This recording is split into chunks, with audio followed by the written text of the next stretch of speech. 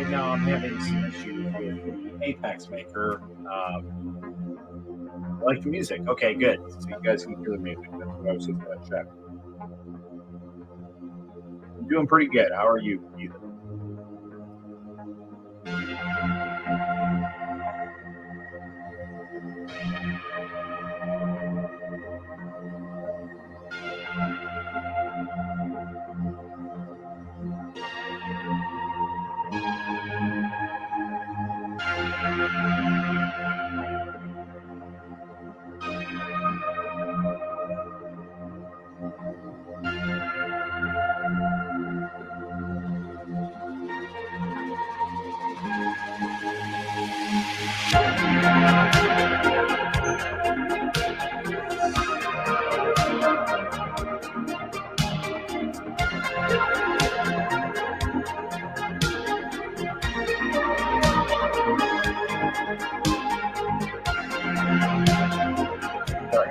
Nice Apex. Not at the moment.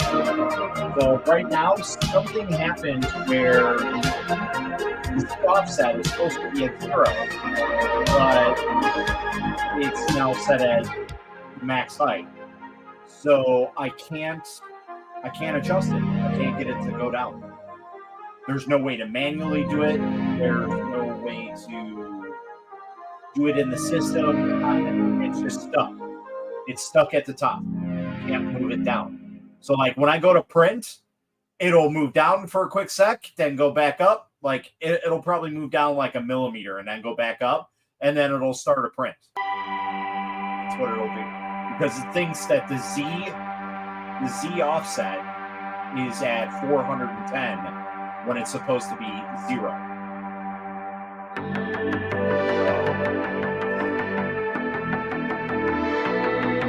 Problematic.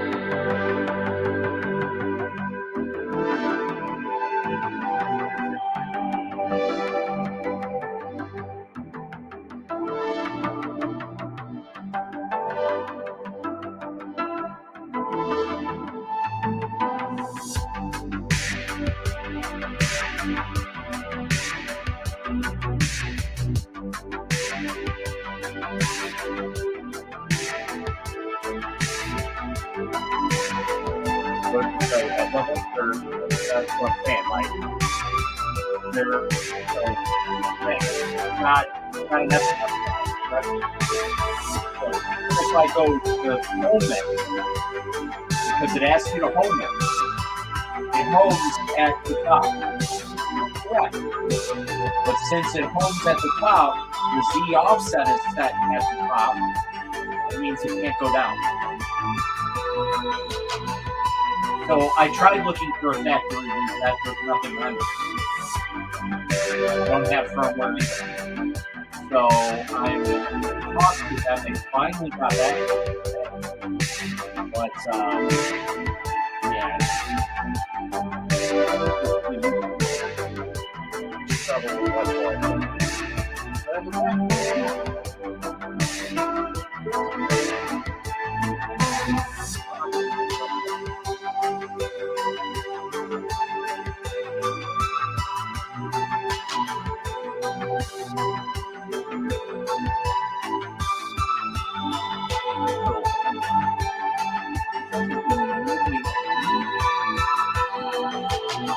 Oh yeah, my voice is super quiet. Might be because I have the audio too loud.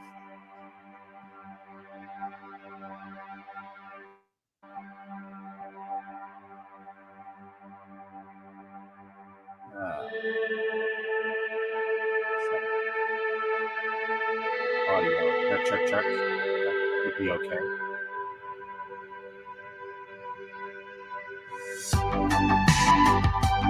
about now?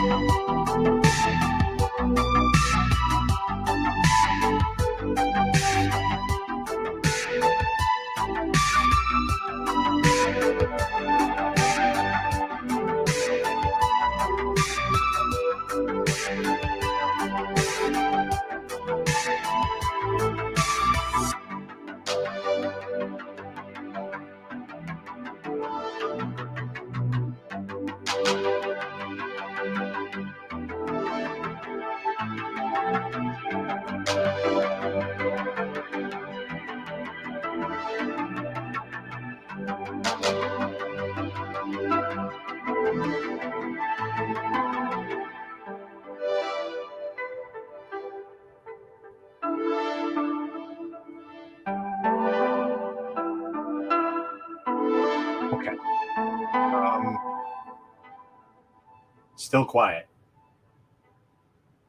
Okay, let me see if I can turn this down a little bit.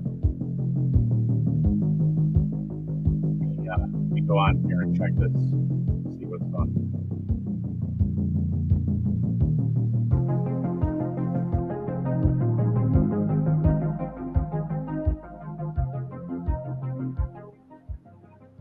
Oh yeah, that's really loud.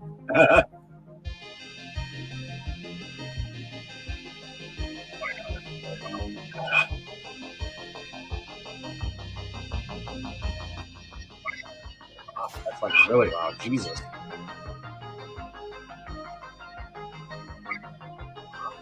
really loud.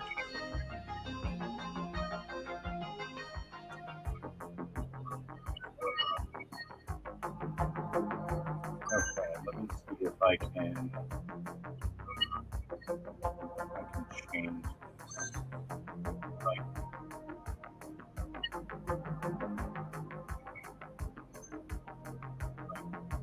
yeah, I don't think this is gonna work.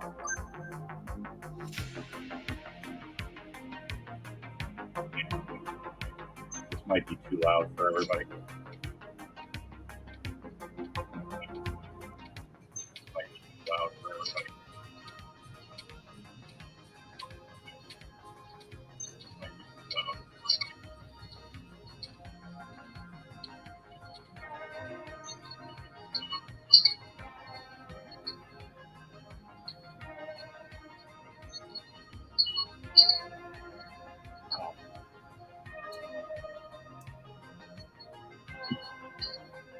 Sorry for the scratchiness.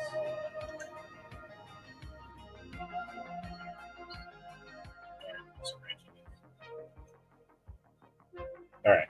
Hopefully that'll be okay.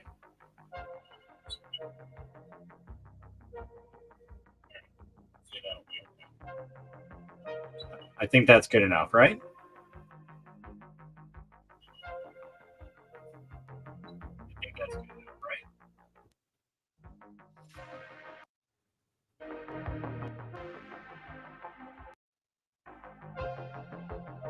We're at 5%.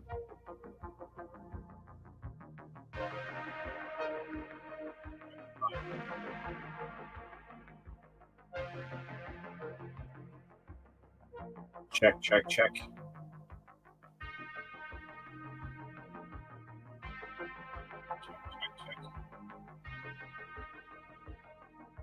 Can you guys hear my voice clearly?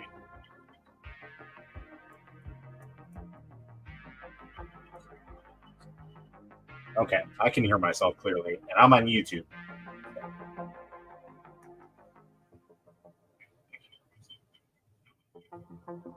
Okay, so that should be good enough. We got some music going. It's not super loud.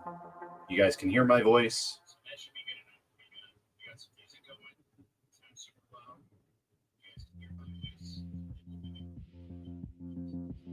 Okay.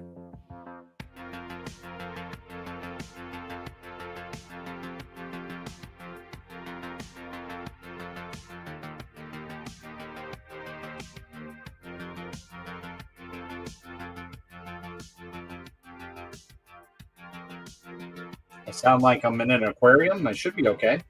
It's got to be your stream.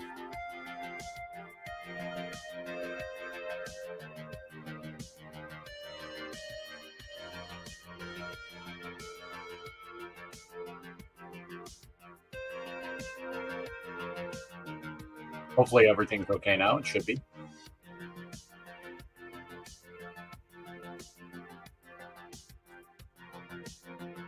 Okay. So now what I need to do is I need to take a look at these files. I'll put you guys over here. All right. Let's see.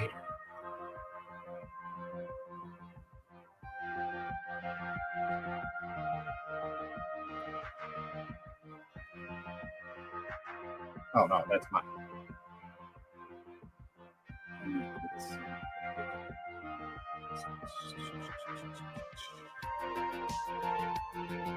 Okay, where did you go?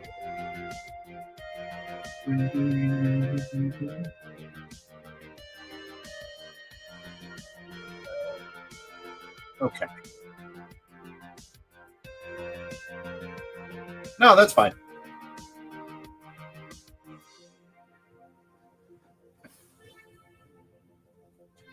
It is no problemo, my friend.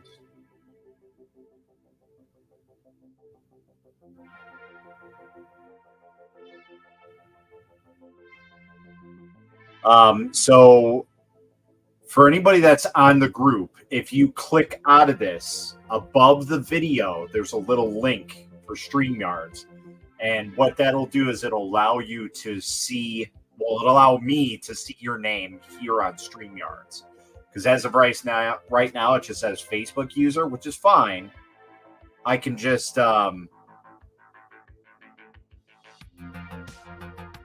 see your name here.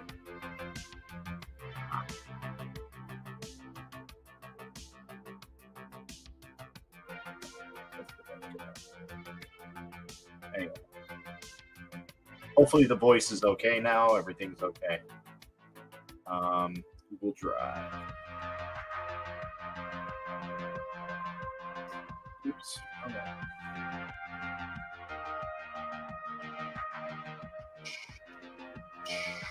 I have no idea who shared this and why.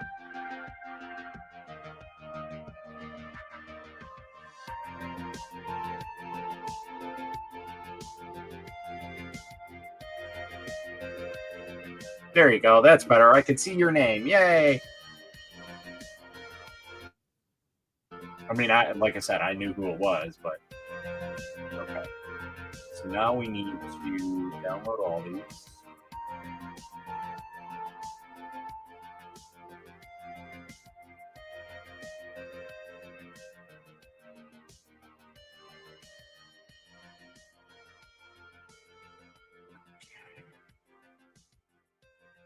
That should be all good. Let's go to downloads. I'm going to update the software on the eMake. Hopefully we don't brick anything. That would be terrible. That's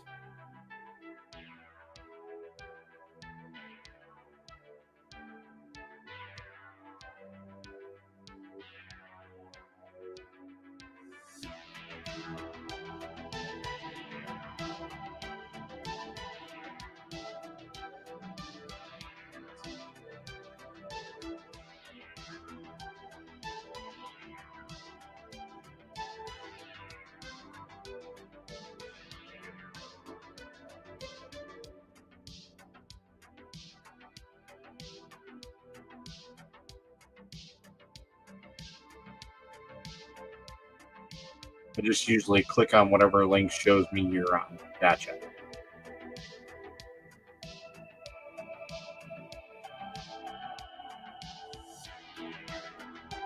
What?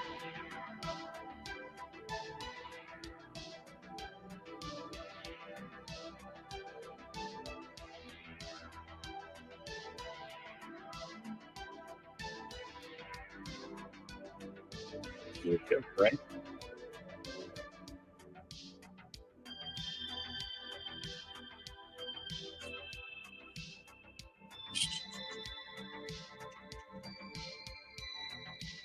Did I not download that? I thought I downloaded it.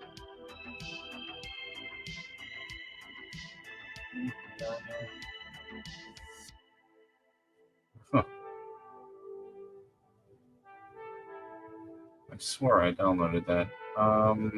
Let's go to eMake.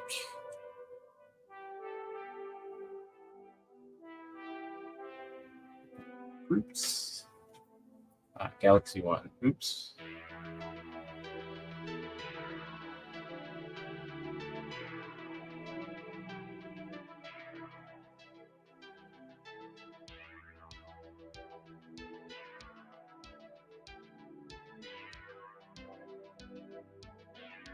Oh, no, I did. Okay.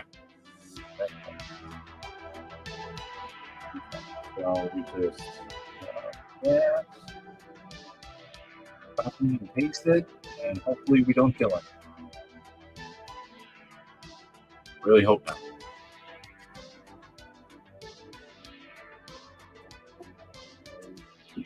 Great.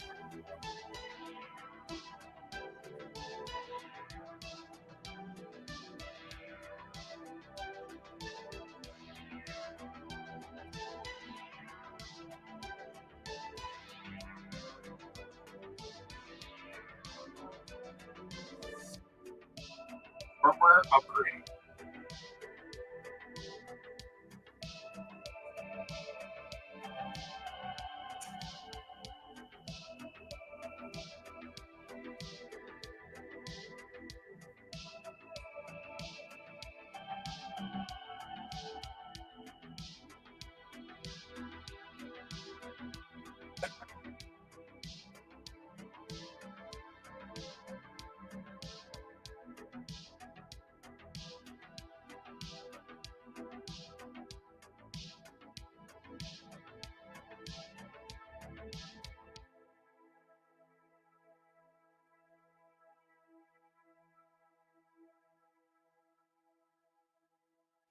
Software. That was quick.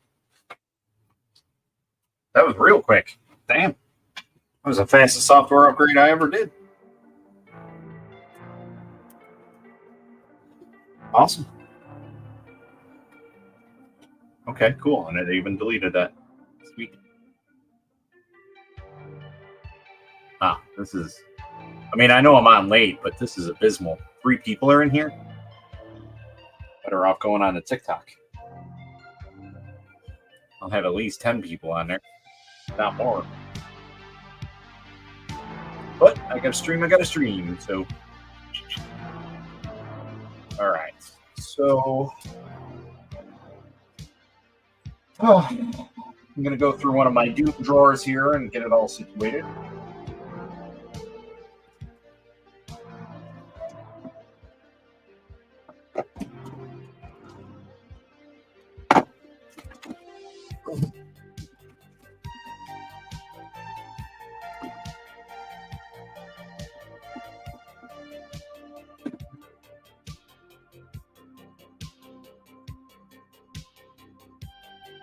We can present with the camera. There we go. That one.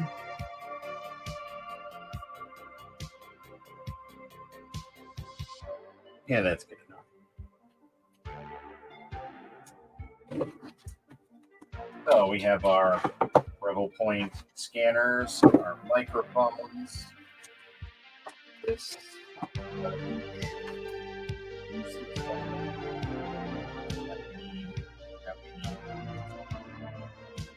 Useless. Knew I had one of these.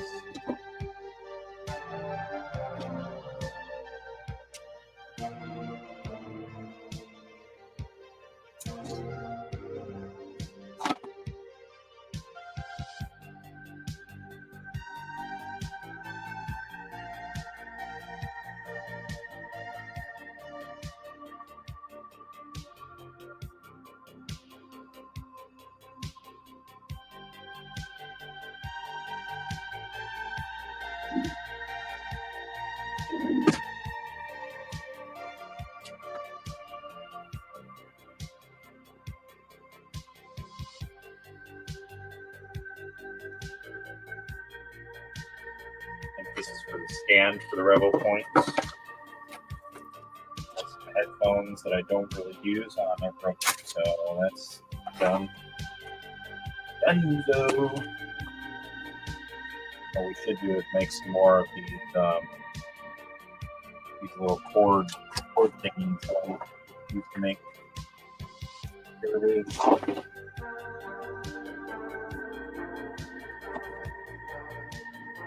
These little things. Basically, hold your cords. Nice and neat.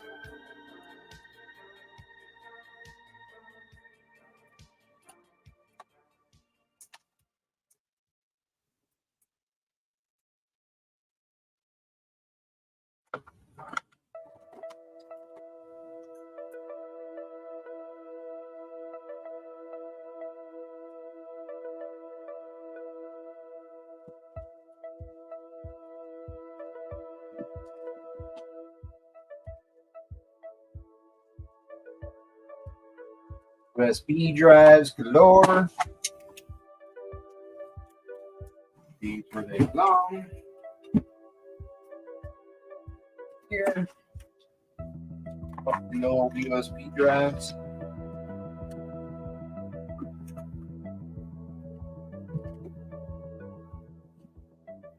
Get those out of here. Where do you go?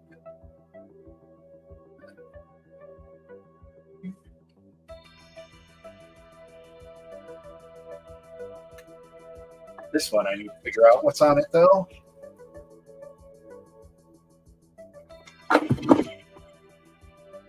So let's see what's on this. This is a I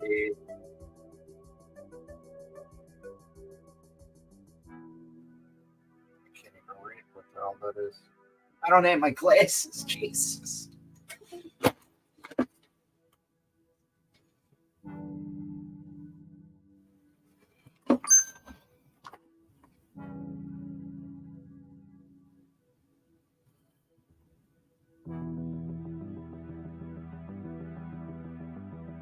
What am I doing?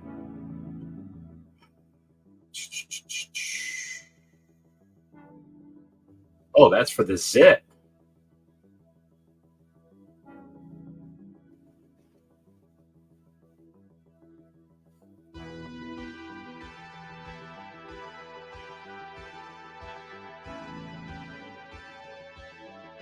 That's cool.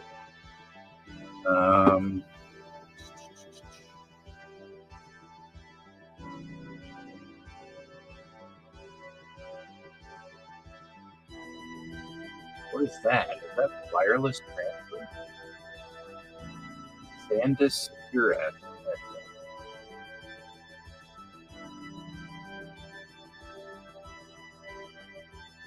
What is that?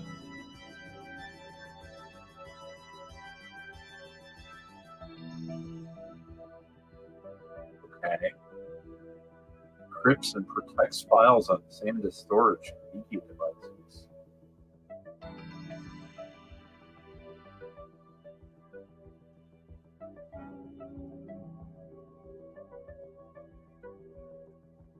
I'm not really worried about that. These can go bye-bye. Cut this though. 3D objects. I need to do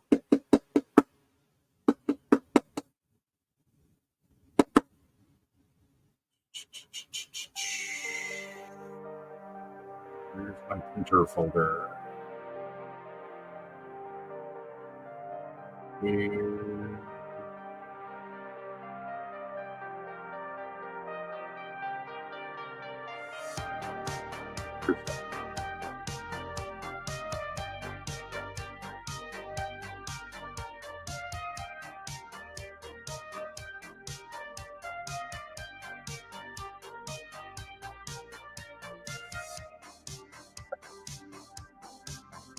The $1 million question is, what size is this system? That's a 32 gig, so that's not bad. That's pretty good drive. Pretty good drive. Keep that out. For sure. Going to go to garbage. Worked all that well. Broken.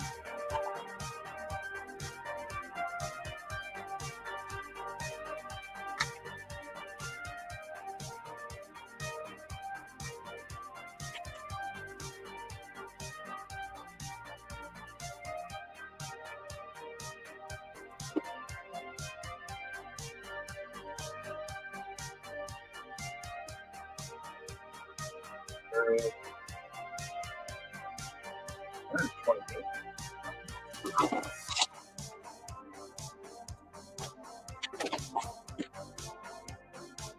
So many USB drives.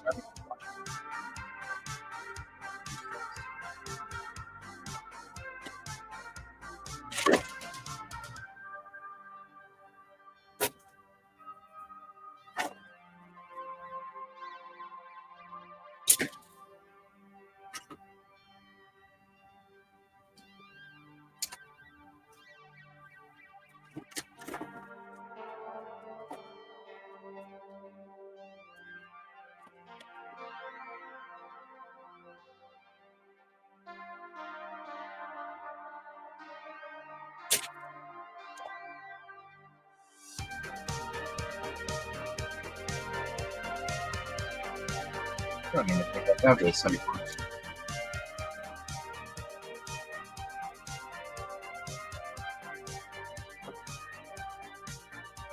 Nope.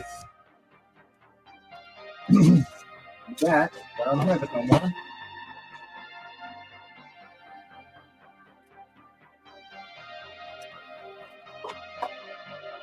So for those who are resin printing, or if you have a USB, these are great to have because they turn the USB drive so it's not sticking directly out. It'll turn it. So you can get them in any orientation, up, down, left, right. So kind of cool.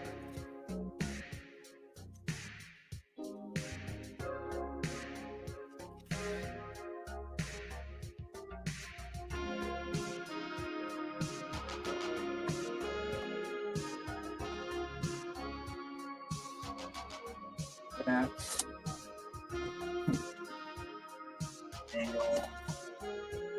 Manuals. MOSFET. I don't need that. Upgrade.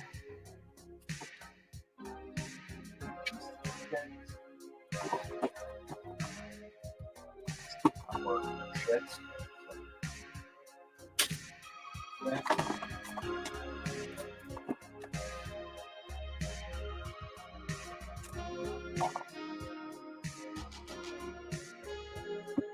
This long.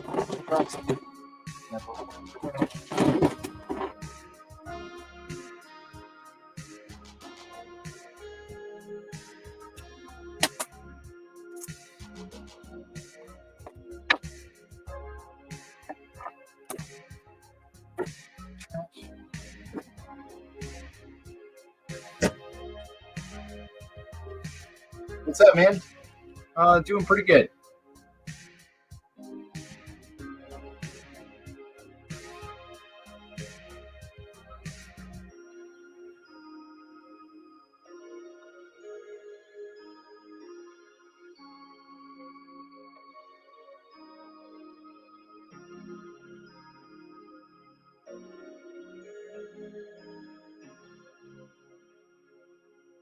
Just I'm going through one of my drawers right now and just, seeing what's here, what I use, that I don't use, that I don't use, that I don't use.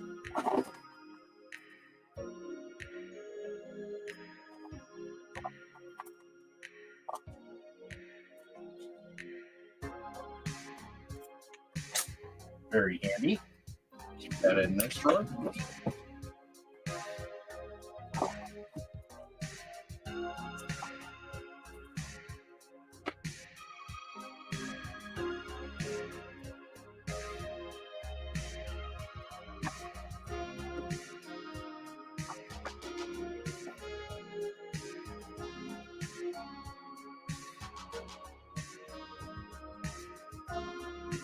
These are handy nozzle cleaners. Always good to have some.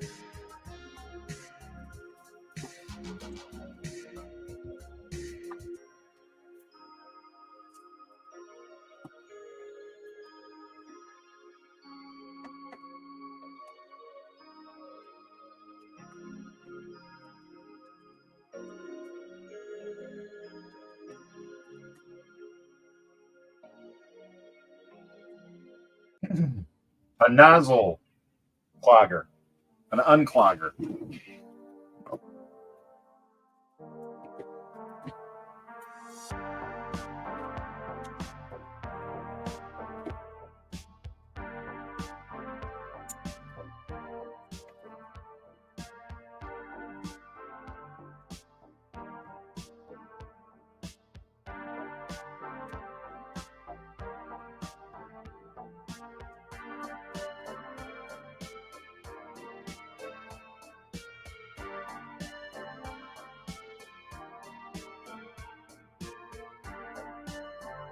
I've gotten rid of like half of my drawer already, so that's good.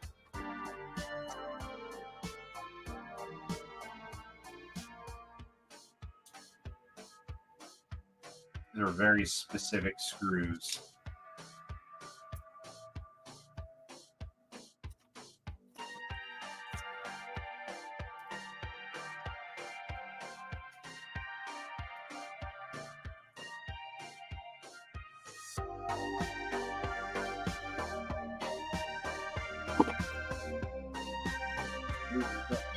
Those. That.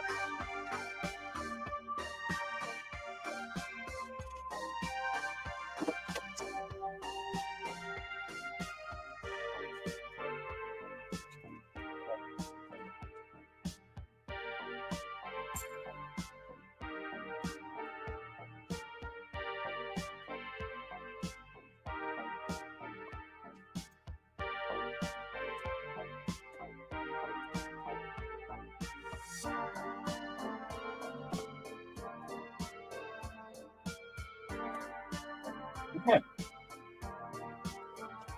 I think we're pretty good on getting all these tools out of here. All the crap that I don't use. Empty bag. Okay. Empty bag. Those that I need.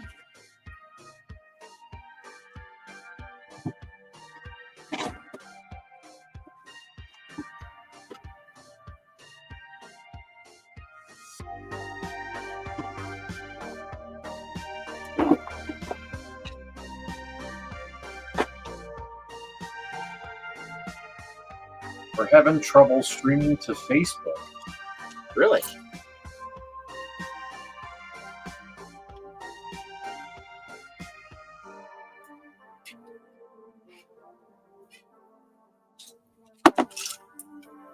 My God, I broke it.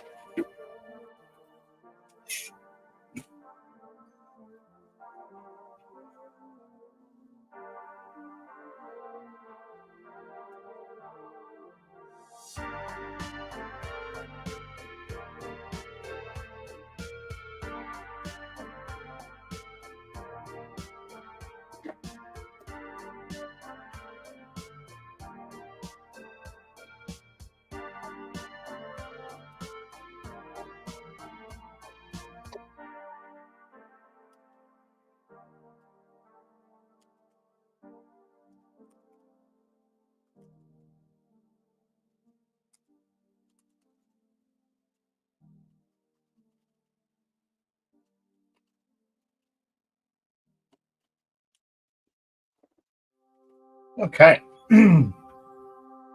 What's happening, man?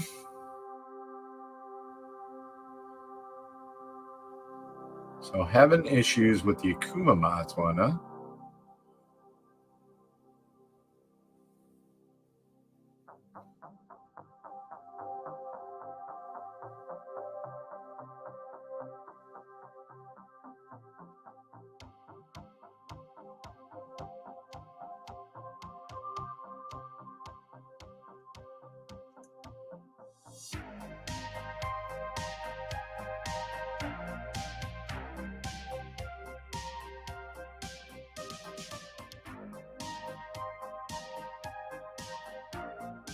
Okay. Well, it is what it is. It's not streaming. It's not streaming up there. Thinking if I want to keep a Hallett Ray or Gisela. Wait, you have a Hallett Ray? I didn't think they released those. Are you sure it's a Hallett Ray? Because, like, I had heard that they were going to come out with that. I was supposed to get one, but it never came out. I know it's listed in Shizu Box.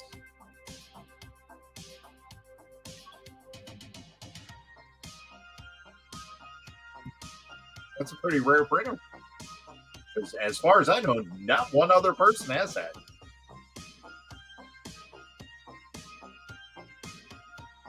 I think that was supposed to be... Oh, maybe they do sell it.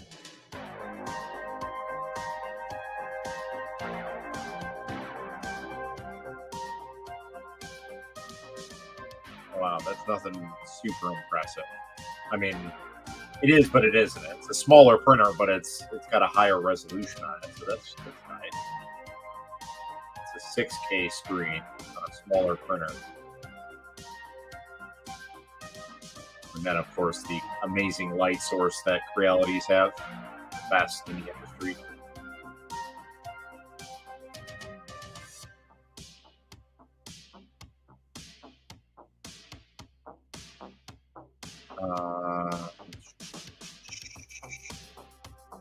So I see everything but that. Resin printer. Hallett One Plus. There's not a Hallett Mage. No, you cannot buy that.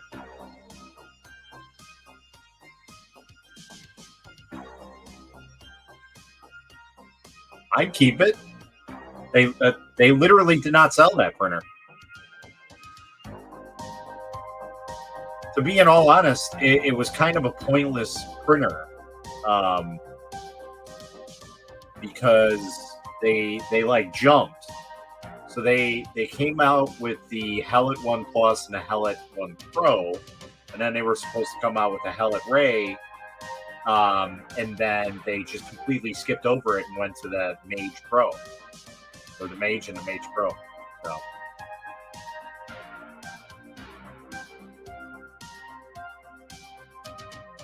Got it from a friend in the States. Yeah, I don't see that for sale. Oh, I do see it for sale. Hold on. Is it really for sale, though? 3D Printing USA. I don't know who that is. That looks like a real shady website. $685 for that thing. But the thing is it's nothing impressive. It's a 198 by 123. That's a really odd size. And maybe that's why they just canned it. But here's the problem with it. Okay, once something breaks, there's not going to be anything around there. Here I am thinking it's small. It's a 9-inch screen. Wait. It's a 9.25-inch screen. It's 198 by 123 by 210. So it's a really weird size. They have 3 in stock, supposedly. So they do sell them. It's just few and far between. It's kind of like the odd man out. Right, exactly. They jumped from 4K to 8K. They were just like, screw the 6K.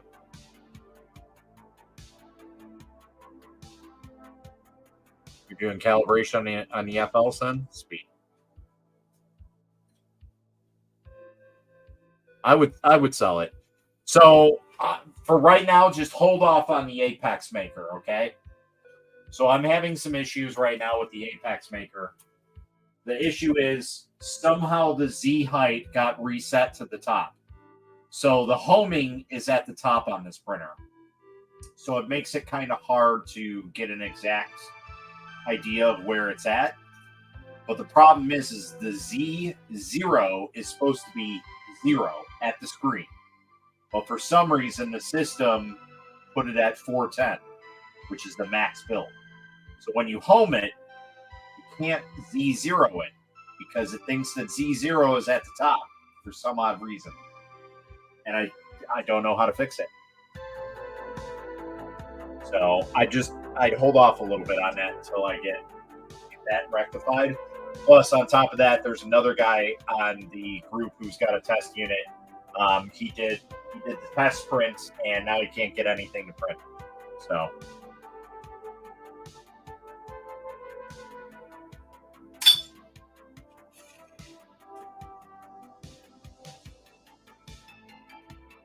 Yes. Well, the problem is because there's so much technology packed into this printer. You can't trick it to say, hey, this is Z0. You can't. Because unlike the Apex Maker, or I'm sorry, the eMake, which is a similar style building, that has a Z, a top Z, and a bottom Z. This only has a top Z. So the issue is you can only home it at top. So once you home it, you cannot move it down. It will not let you. You would have to turn off the power, move it down, and then it'll say there is no Z available. So it needs to home in order to recognize that Z. So you're basically just going in a circle. There's no way to trick it to say, hey, I need the Z to set here. And when I try to trick it to say the top is actually the bottom and reverse everything, the whole system locks up and it doesn't let you manually do it on the system digitally. So it's like, it's very strange how it does it. Normally I can fix it, but I've spent literally 2 days trying to fix it right now. And it has not been a fun time at all.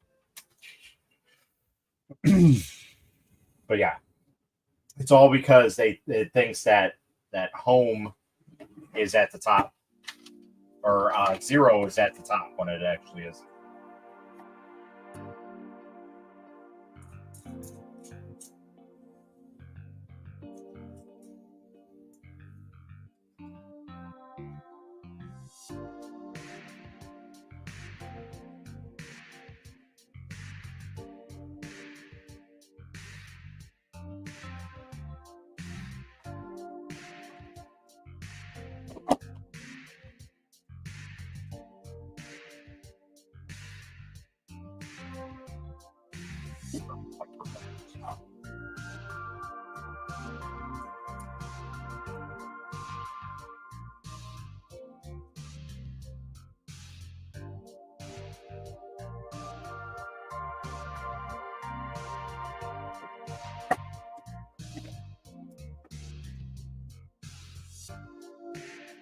We've got all that in there.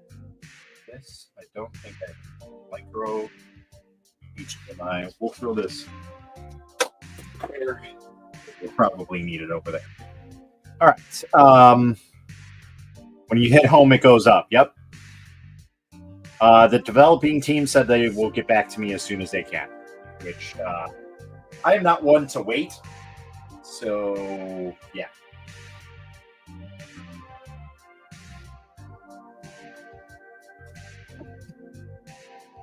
I'm actually deep into Creality currently. I'm playing around with a Falcon Laser 2 weeks, and I already sold the sculpt one. Nice.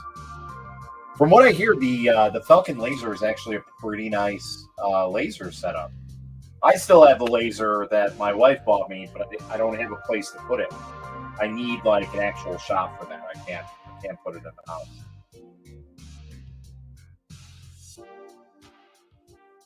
Really, it's that much, 700. Well, that would explain why it's so nice, because it's so expensive. I think I'm gonna move my cards out of here. My cards, my coins.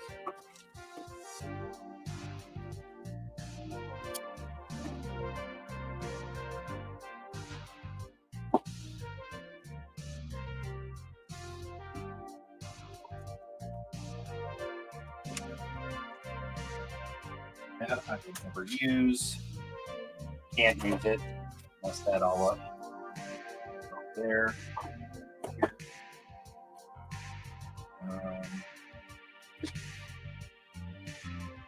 Everything else is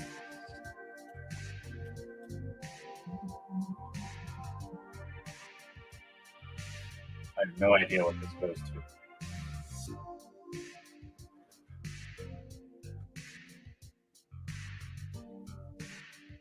Here's a 5-pin plug.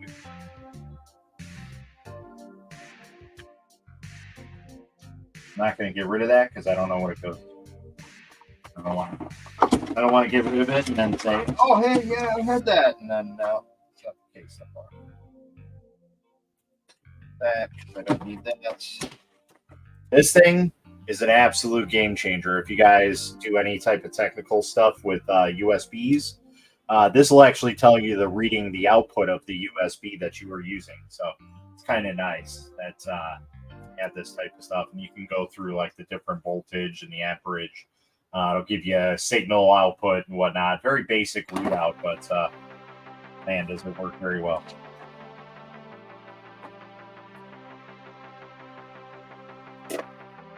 There. Get rid of some of these cords because I don't need them. That one. This is for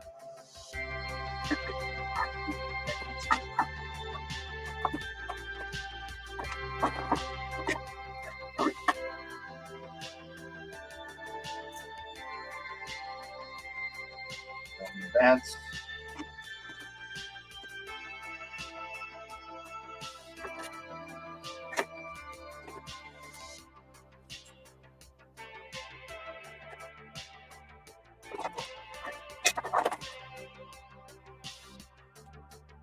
definitely need to make some more of these little cord winders. They come in very handy. Organize things.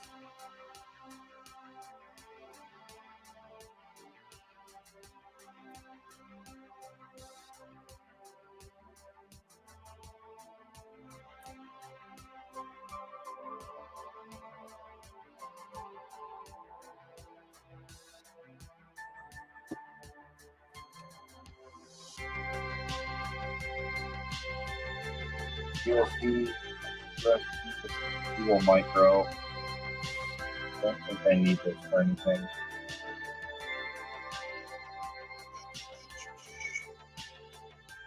I will be testing in anodized aluminum, not expecting a big thing, but currently working nice with up to 15 millimeter. Nice. And I'm going to keep that because that's just kind of an oddball.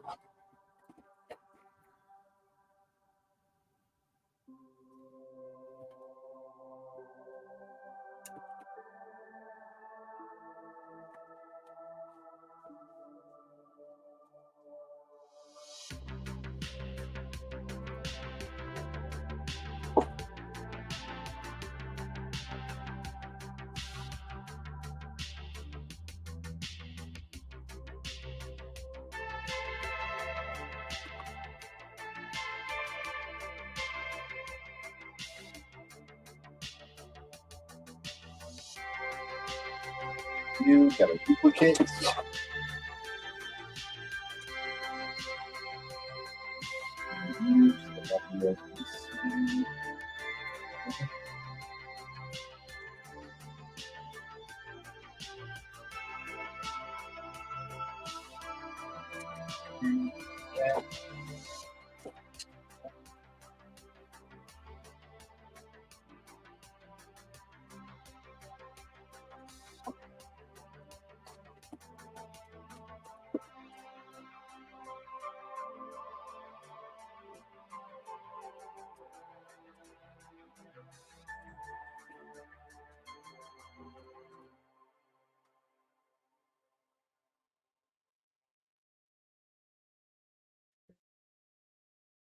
Pretty sure that's exactly what this is. Don't need that.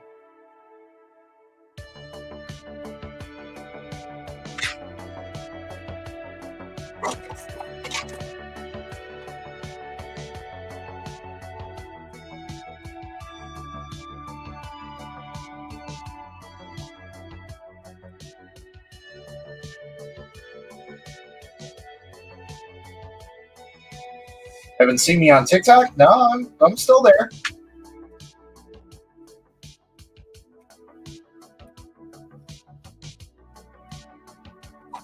Probably not getting any love from the algorithm, that's all. It happens.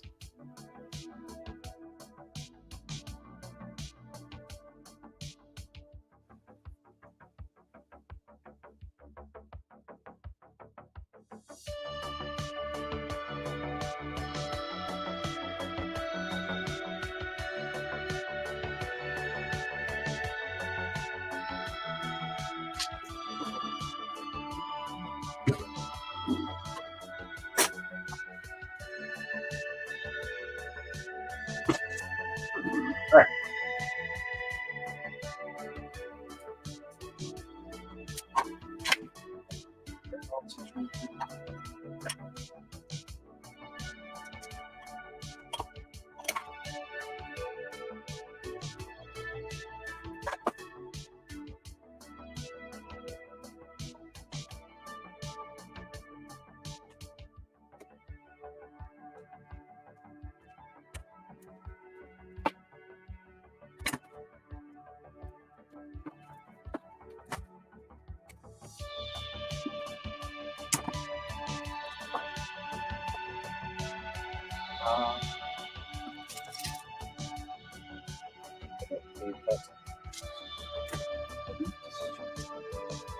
I think we're good. Yeah.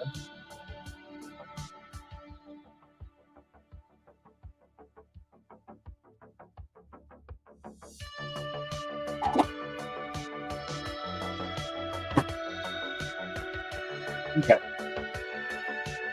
Now we can start doing some stuff. Speaking of which, let's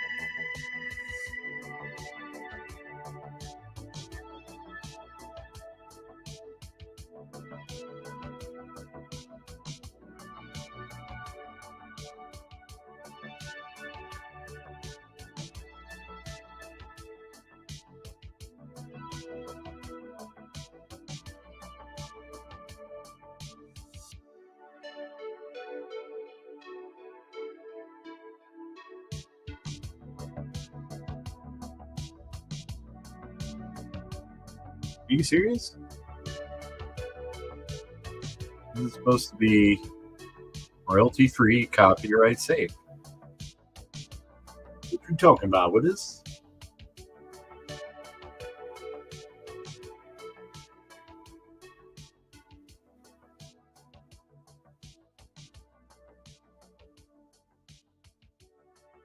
Stupid Facebook. I'd be so picky about everything.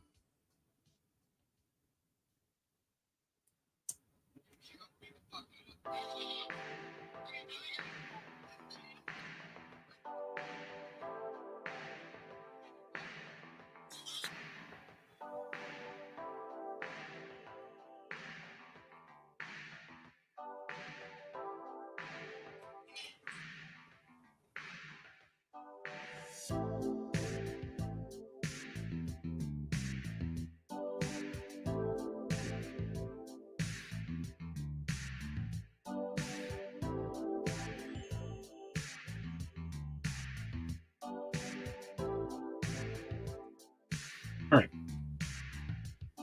Anyway,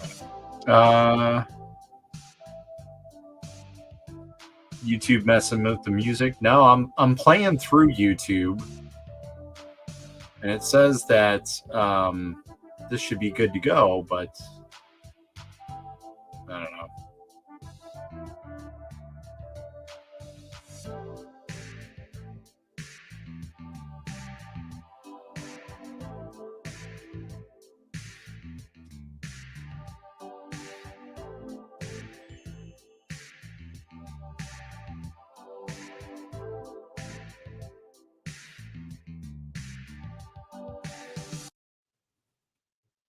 All right, we're gonna change something. 4.5 hour. Okay, there we go.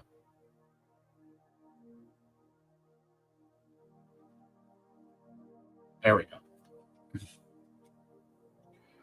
So we're gonna change that. We're gonna remove this, and you're gonna see my pretty face. All right. So now what we need to do is we need to get action. Well,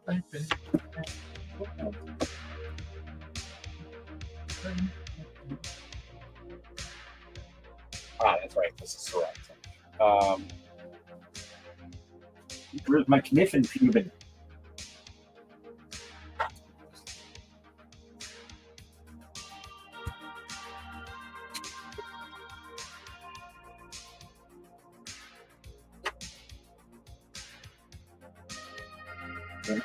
Let's see.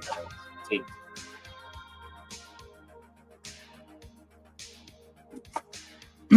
Now, I hope these aren't spilled all over the place like they have been in the past, which is why I stopped ordering Soraya Tech, because they always came up destroyed anytime I would order them. It looks like they've changed their packaging. Matt, you Chaco Hound was in the new Micro Center here in Indy, and they had dual color black red PLA on sale. Immediately bought a couple at sale. Dang, $12? That's cheap. That's even cheaper than what I can get them for. If I saw that, I'd say get it. That's hella cheap. Hella cheap.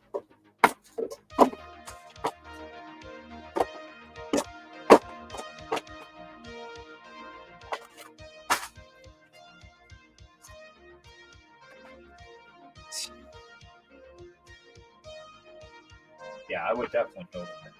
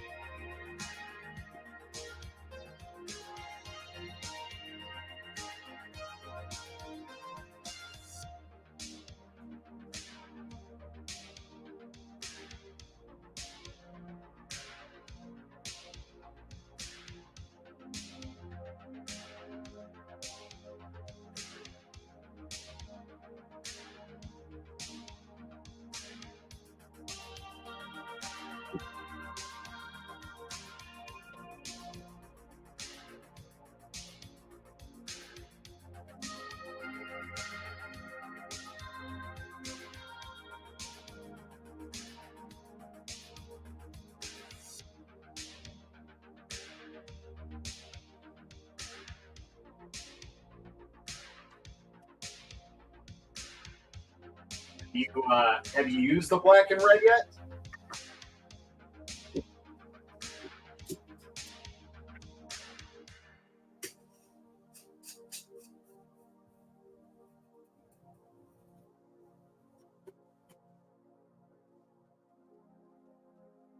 So I need to print at least 3 more.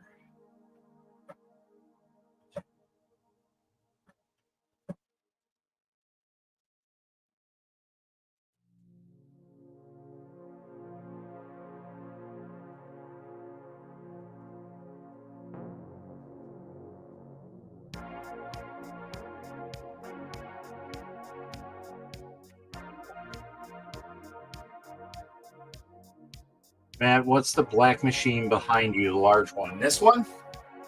This is a printer that I'm currently having some issues with. It is a brand new printer that's going to be coming out. It is called the Apex Maker X1. It is an insanely fast resin printer. It can print 400 millimeters tall in 4 hours and 12 minutes.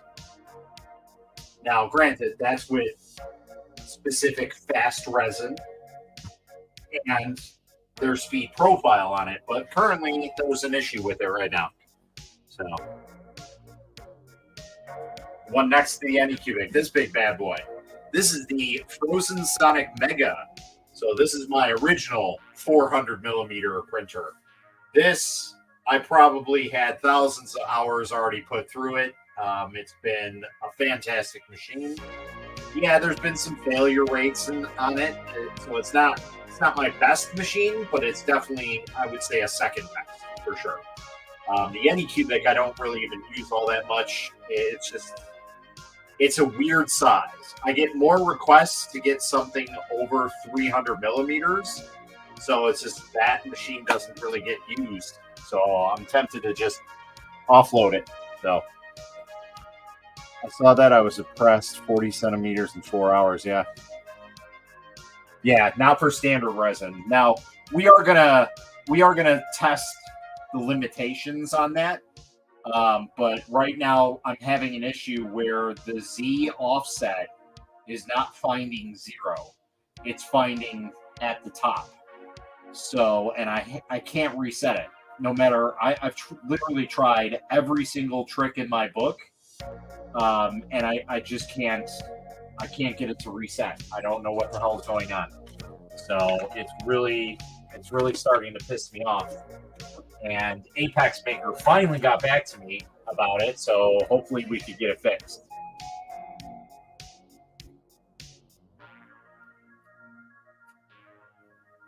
It's Inland brand, so probably a stolen version of my filament.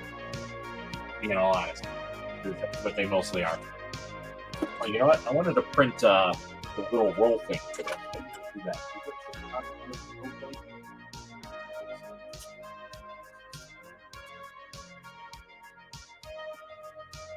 We got 1, 2, 3, 4. I'm going to use. I think we printed 4 of those.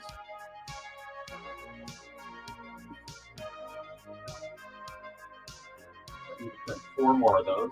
So well, maybe I have that still in the queue here. Let's see what we got. Start up the Bamboo and get something printing here. No, it is not the S. This is the original. The S is going to be more comparative to the Anycubic M3 Max. It's a little bit smaller Z height and everything, so yeah, you're just going to, but it's going to be much faster. So like this printer, the fastest that I can get a print off of it with my speed settings is 22 to 24 hours on a full build volume. Whereas the Apex Maker on its best setting is 4 hours and 12 minutes. So even if I try and mess with this, I can probably get it to be half of what this machine is. So the green one next to me. Yes, so this is the Mini 8KS. And then I have the Mini 8K. And then I also have the Mighty 8K, which is right around the corner here. And I do have the 12K upgrade right there. And just out of shot here, you see this white right here. That is the eMake 3D Galaxy One, which is the largest resin printer I have. That is a 400 by 200 by 400 build volume. So like, okay, everybody, you guys all know Uncle Jesse, right? He more or less has products for Elegoo, right? Well, for me, that would be Frozen. I don't promote them as much because a lot of people don't want to pay the heftier price tag to get them. So, how many Frozen Sonic are in the U.S.? Here's complicated to get. We have Anycubic and Elegoo. Yeah, so Frozen is kind of like the known but not known. It's kind of like you have Creality and Anycubic in the FDM world, and then you have maybe like FlashForge or Voxel Lab that are in there. They're just as good, but they're a little bit more expensive for maybe a little bit similar features, but you pay quality over quantity type thing. So,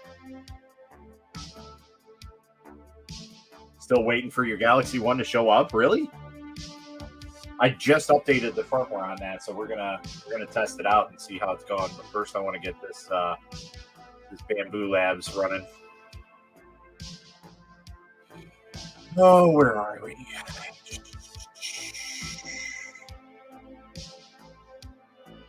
Spool holders. I don't even know what this is called. I don't know where I put these files. Of course. Oh, a horse is a horse. A horse. Yeah, I would say more Quiditech are the forbidden names. That I always call them like the hobo of printers, because I mean that's really what they are. They're the knockoffs of the knockoffs. They're the lowest of the low. So they're not the greatest of printers. Oh, where is this? Okay, so I did that. And that stand. Fast start? No. Oh, there we go. This might be good.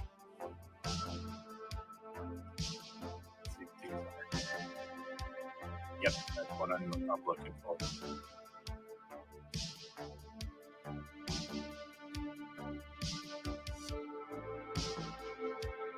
Okay, so I'm missing one.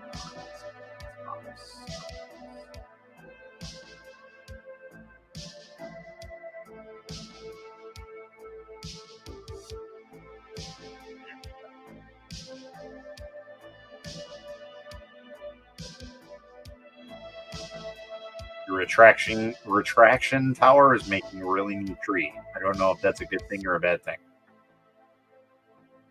Monoprice, yeah. So Monoprice is Monoprice used to be a branch of Anycubic, and then they branched off and made their own. And then Monocular, was it Monocular? Oh, who was it? It was Wanhao. So Wanhao owned. So Anycubic originally owned Monoprice. Then Wanhao picked up Monoprice, and now Wanhao is gone, and they redid everything as Monoprice. Monoprice used to have some really cool printers back in the day.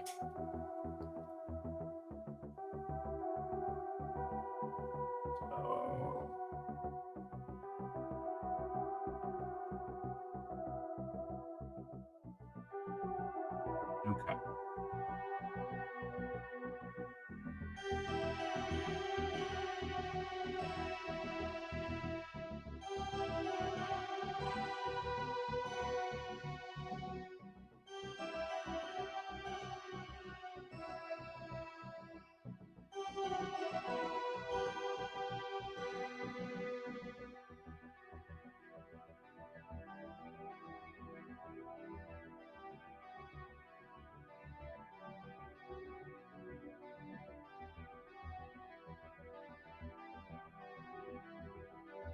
All right.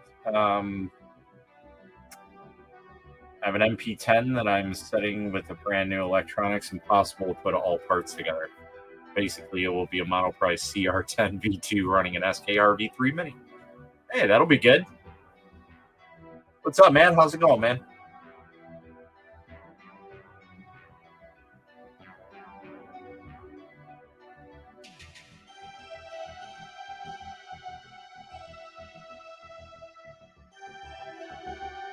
Apparently, we're just gonna on Facebook there.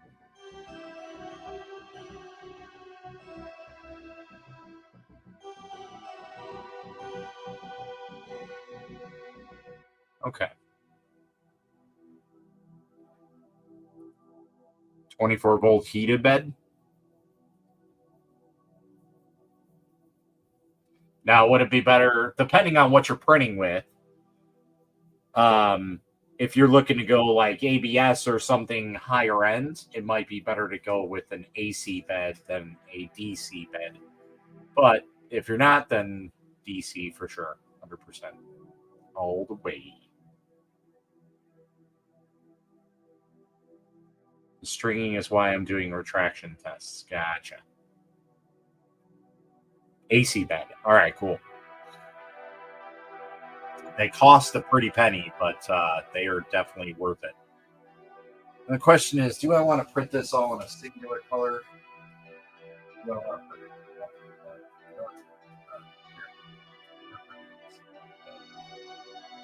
We print these ridiculous colors. Yeah. I'm going to load up a ridiculous color.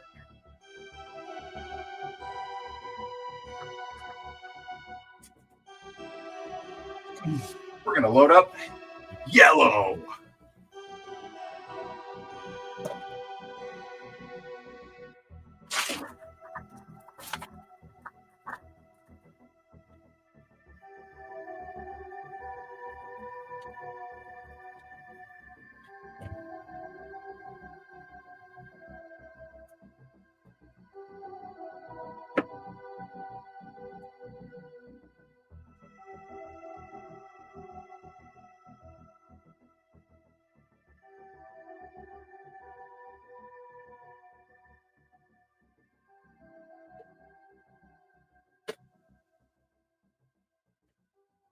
Ah, shit. So I got filament stuck in there?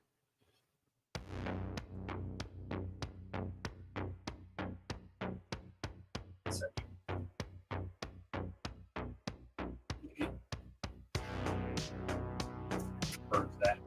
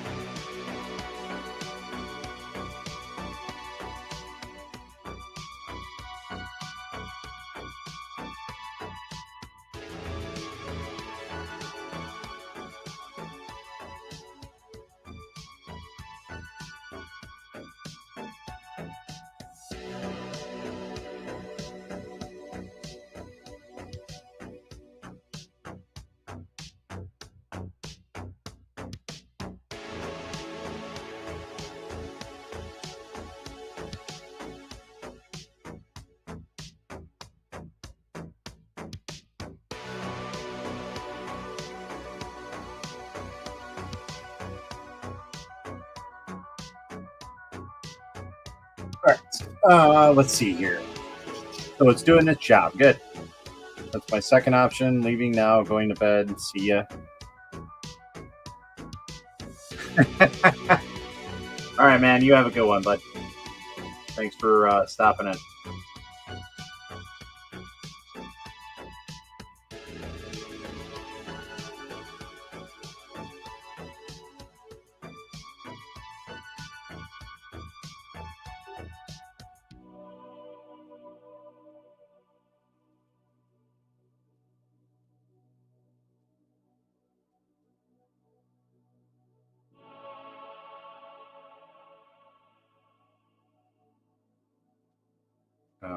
We're going to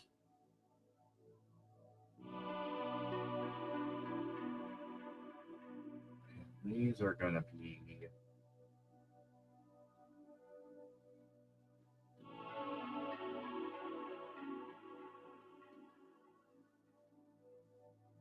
awesome. That'll be interesting to see for sure.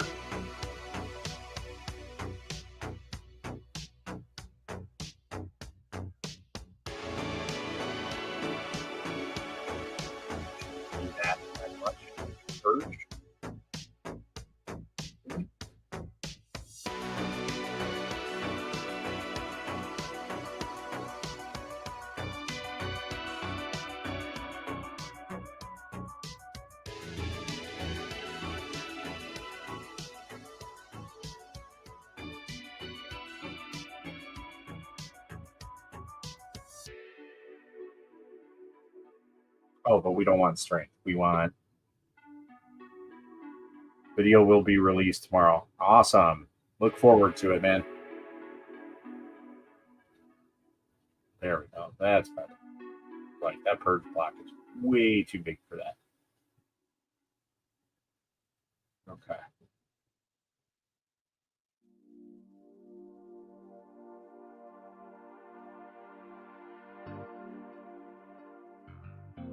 All right, let's get this pod started.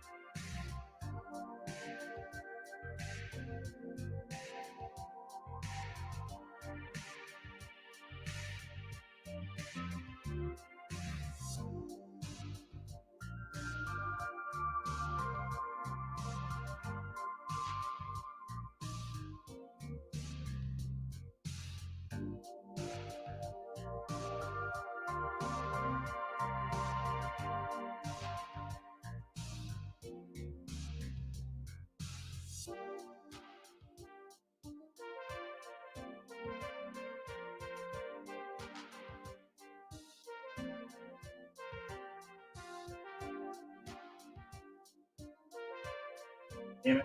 I really don't want to do that.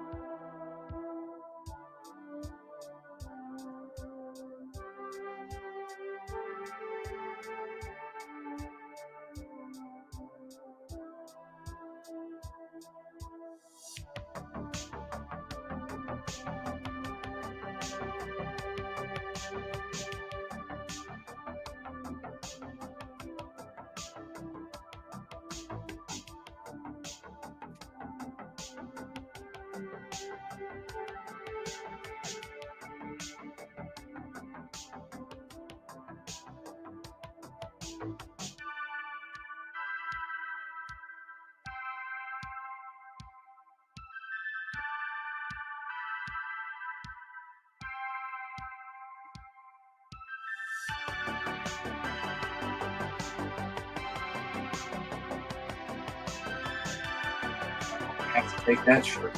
Yeah. What's up, Ashley?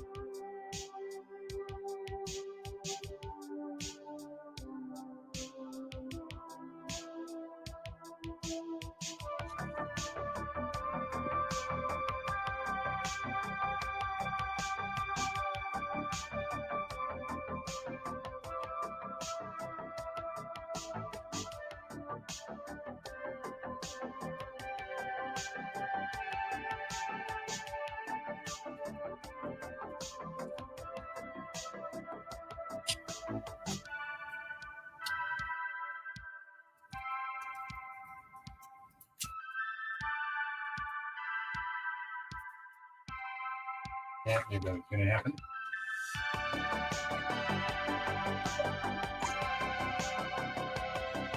Oh, I don't like this.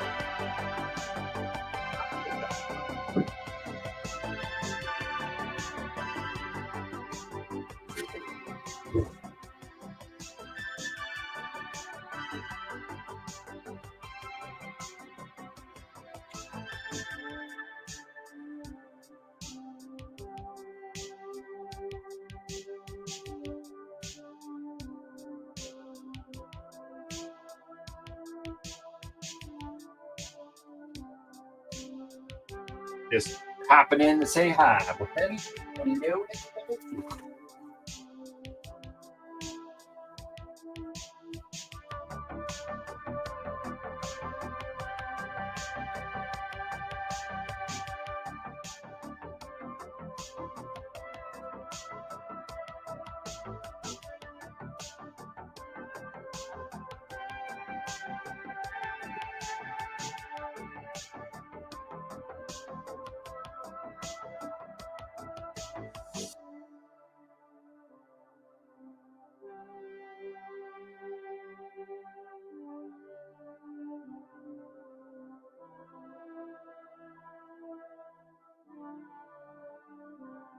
Got my first clog in the AMS.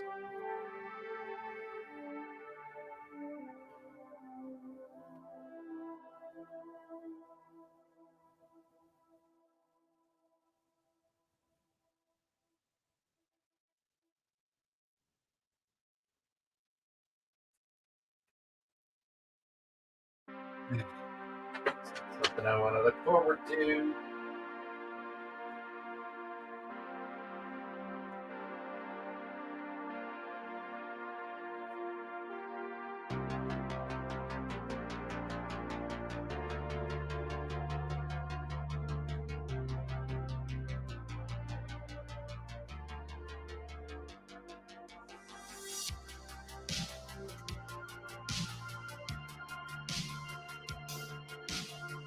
All in here. Got one on there, two on mine. On you. Question is my personal Facebook page that coming through? That was another one.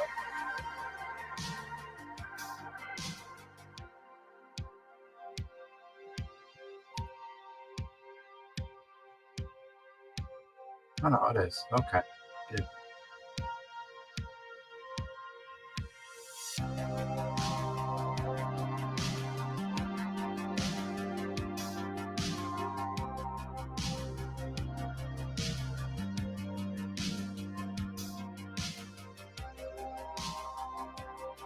Yeah, it is. You're chatting on mine.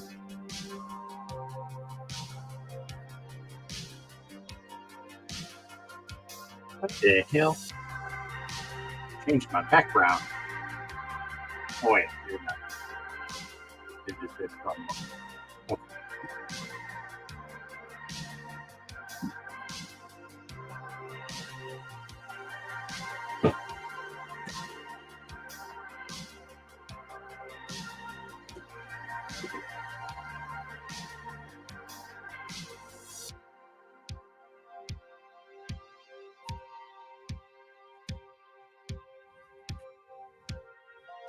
When it rains, it pools. This is wound like shit.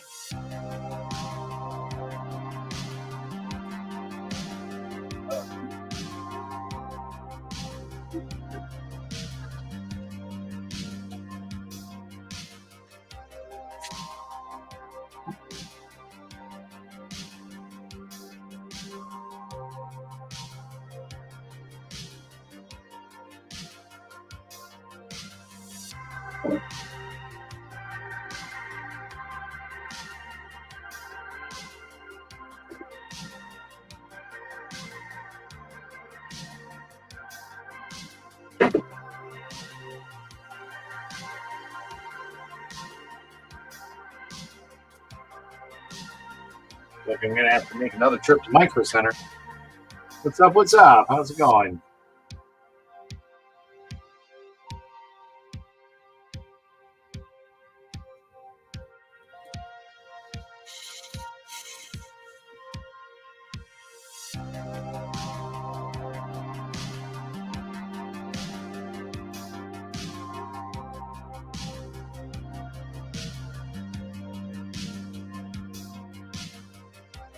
What's up, Ray?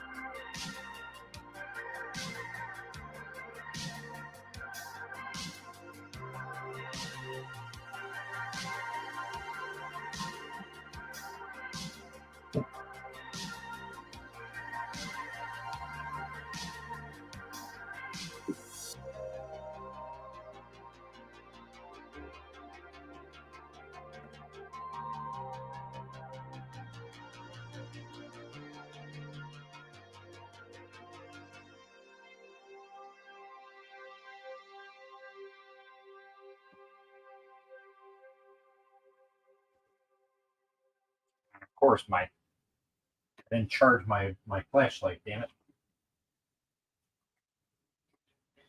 Of course, because I need it. What's up, Comex? How's it going, man?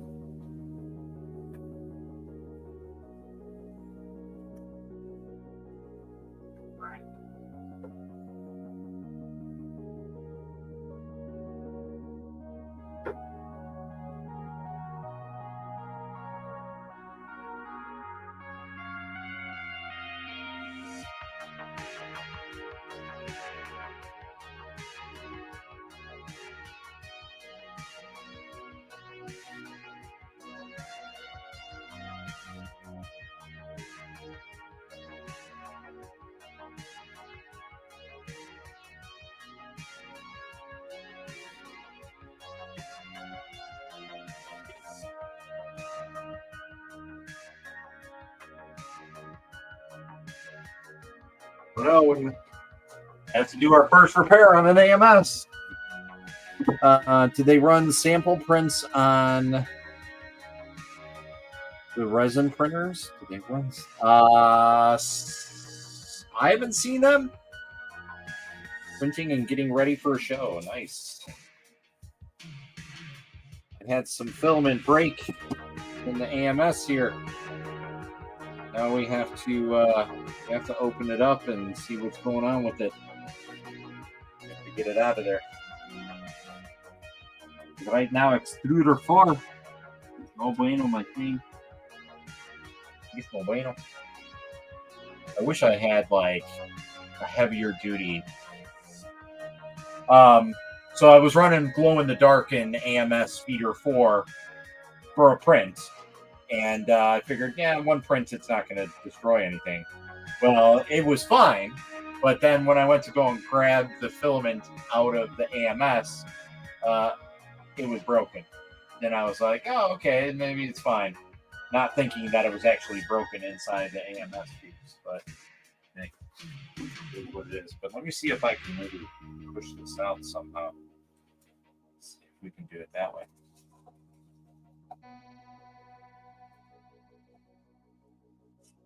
That would just be much easier. But I don't think it's going to work like that. gonna actually have to go and dissect stuff in here.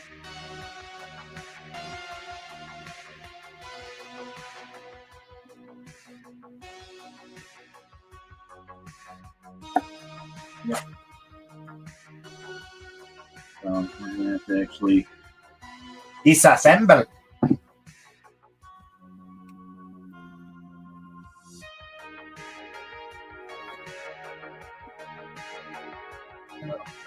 key.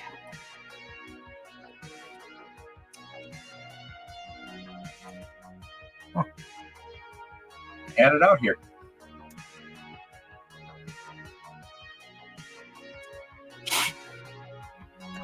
Which, from what I'm told by several people, anyways, it's best just to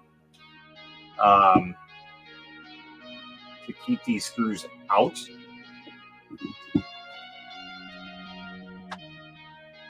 Because in case you need to do any diagnostics with your AMS system, you can easily get to it.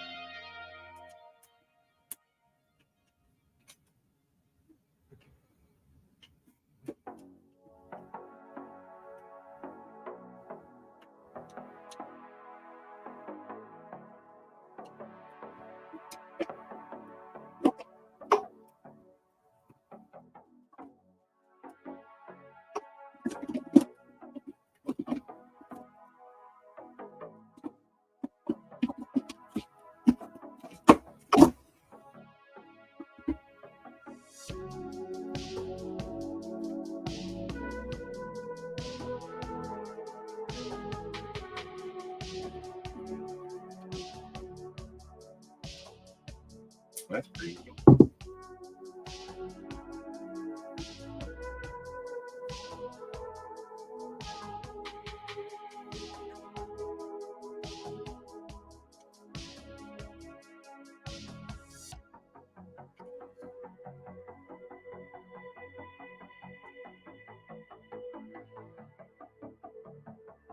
I just put them back, but good idea, right?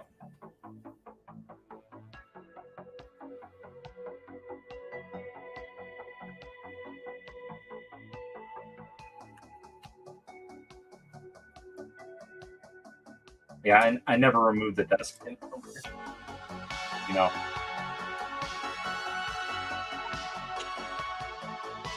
Put in a place that really shouldn't matter.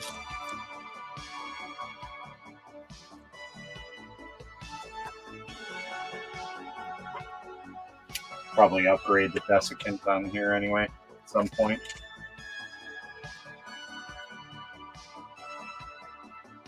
Check your board, see if you got the new or the old one. How can you tell? Is there a number I need to look for or something?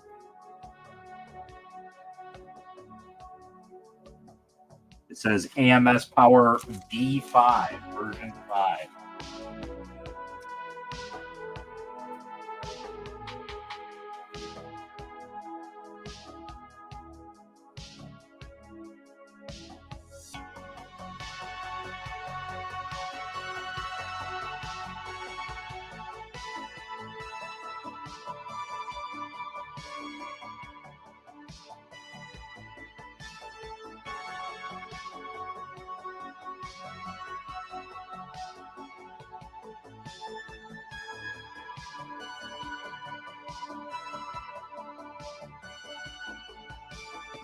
We were having trouble with that one.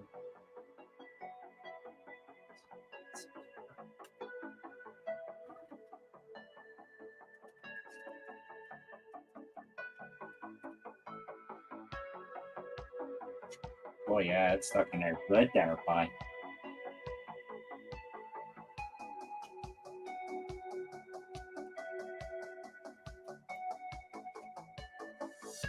There you have it. Hold it right up. All good. Good as new.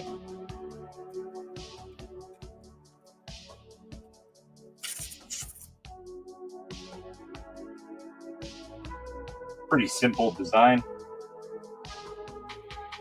Lots of motors, lots of plastic crap in here.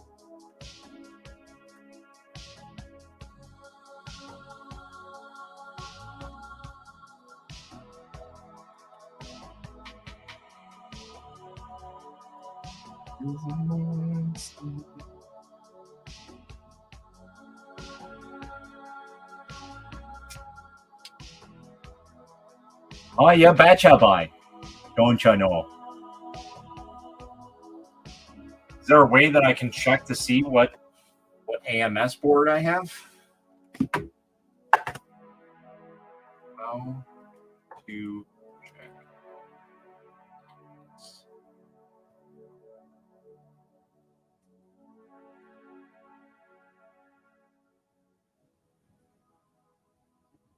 Different versions of AMS boards. Okay, let's see here.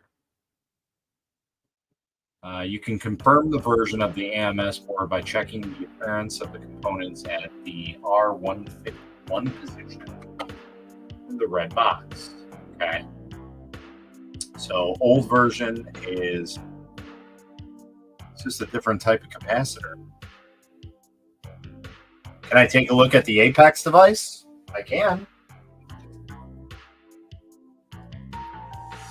Oh, I didn't see you guys message me. I'm sorry.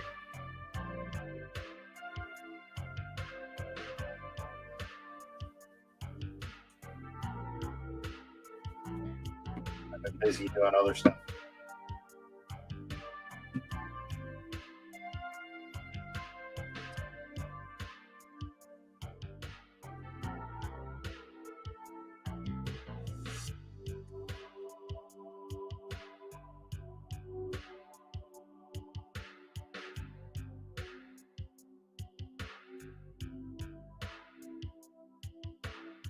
Well, I'll tell you this much right now. Mine is completely different than this, than the image that they're even showing. Like, my setup is completely different, it looks like. Yeah. This board's got to be the newest one because it looks way different. Unless I'm reading it the wrong way.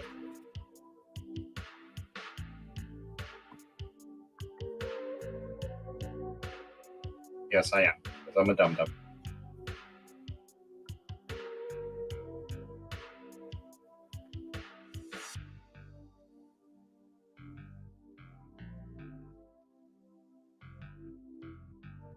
This is the new one.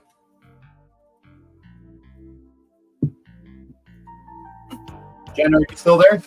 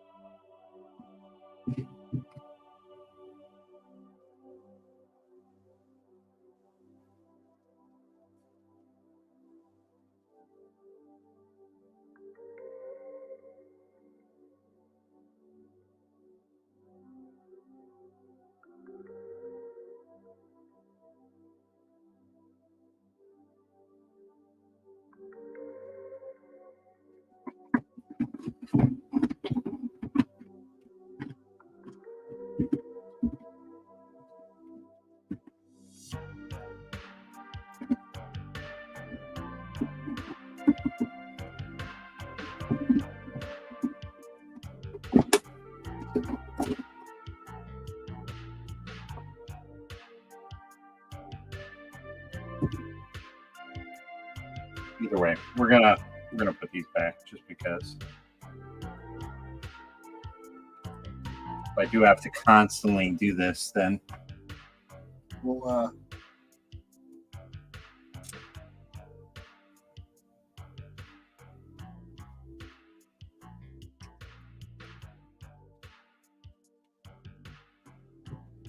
we're hoping that Crystal was gonna go live tonight.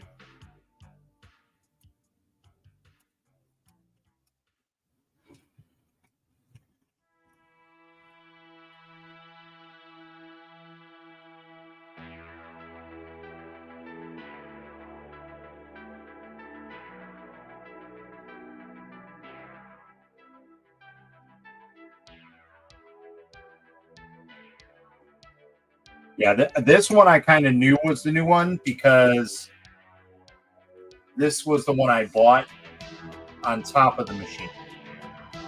So the one that's still up there is the one that came with the machine. And I'm pretty sure that's the OG one.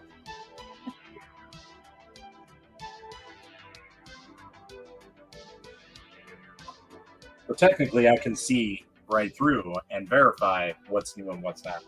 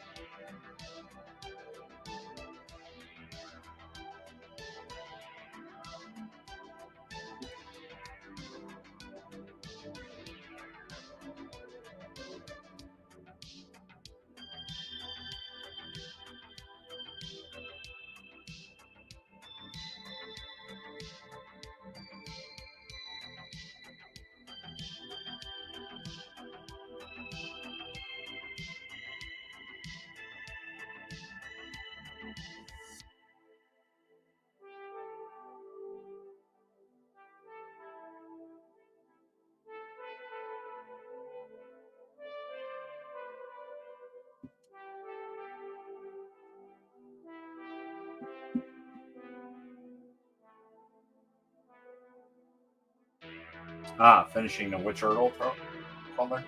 Sweet.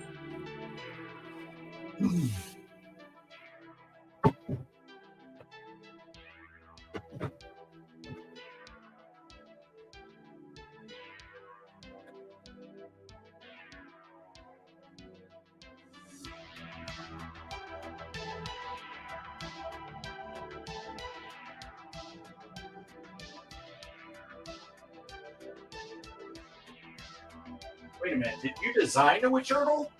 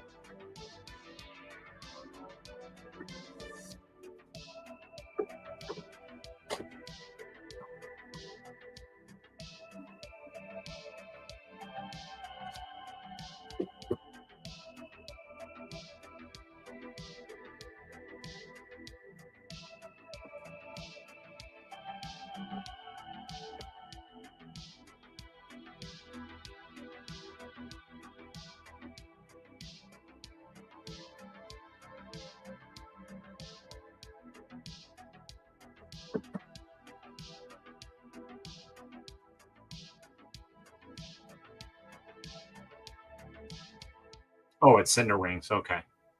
Well, my flow rate is perfect. I'd have to use a micrometer to figure out if that's off.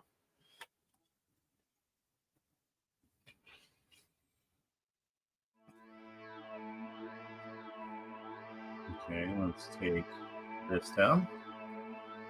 All right. So now I need to reset all this stuff.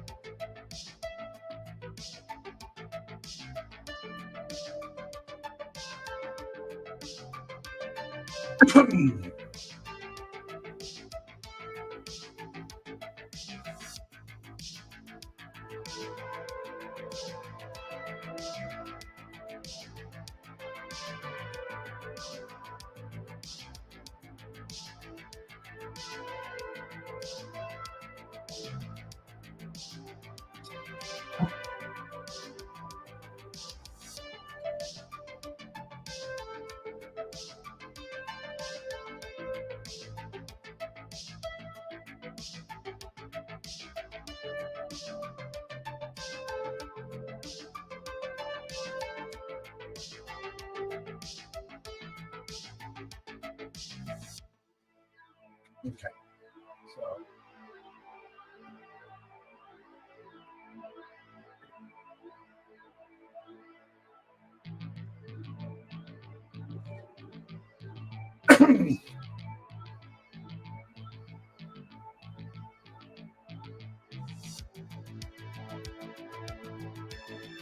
All right.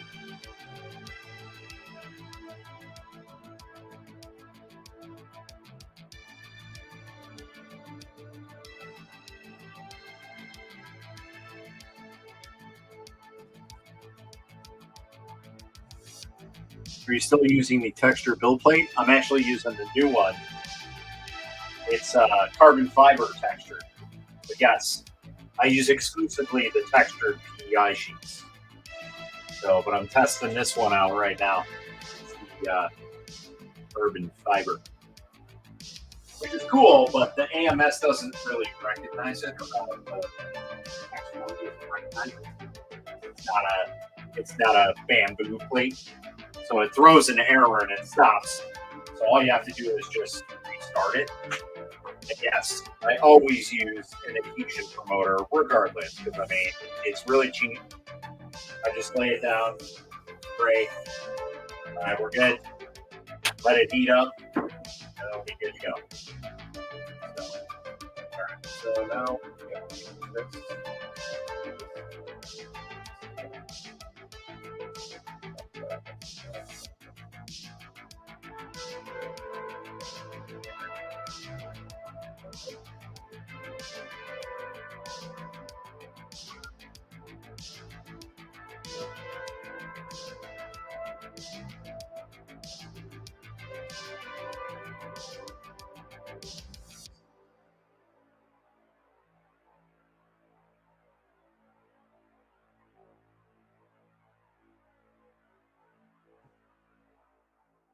That's fine.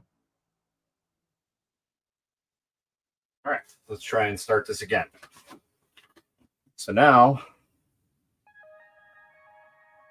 check off build plate setting, and okay, I'll take a look at it.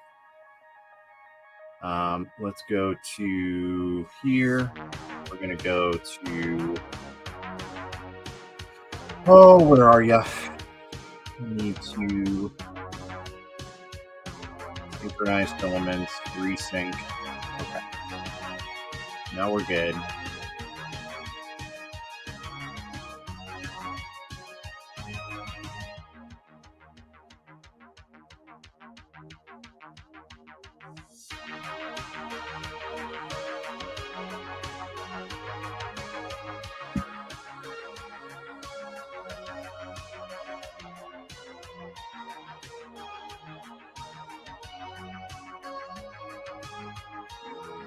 Set filament type to yellow.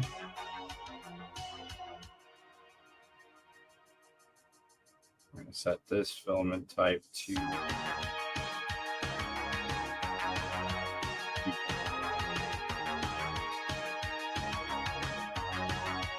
yeah. I'll do it when I go to slice this. You go to slice it, and then you check off the device tab or the build plate placement, whatever.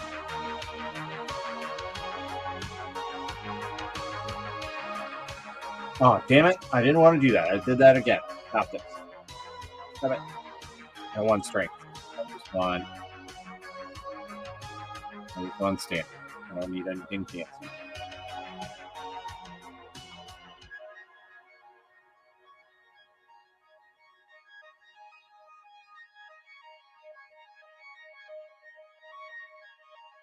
All right, so supposedly they're going to send me a firmware update for the Apex.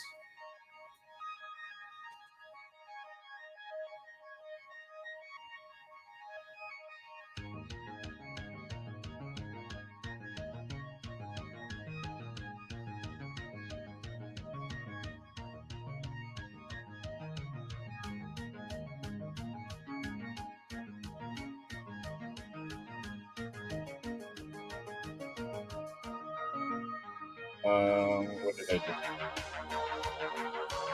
Place complete. Okay.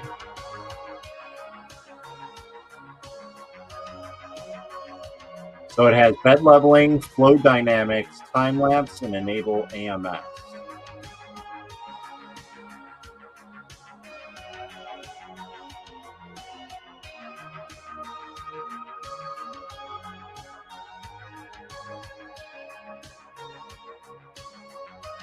Okay.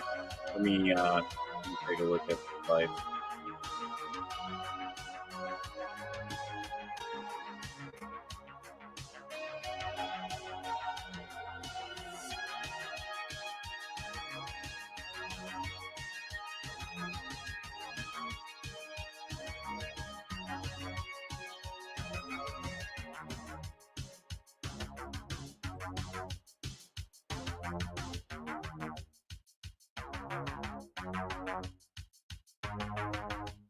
Got it. I see. Okay. I found it.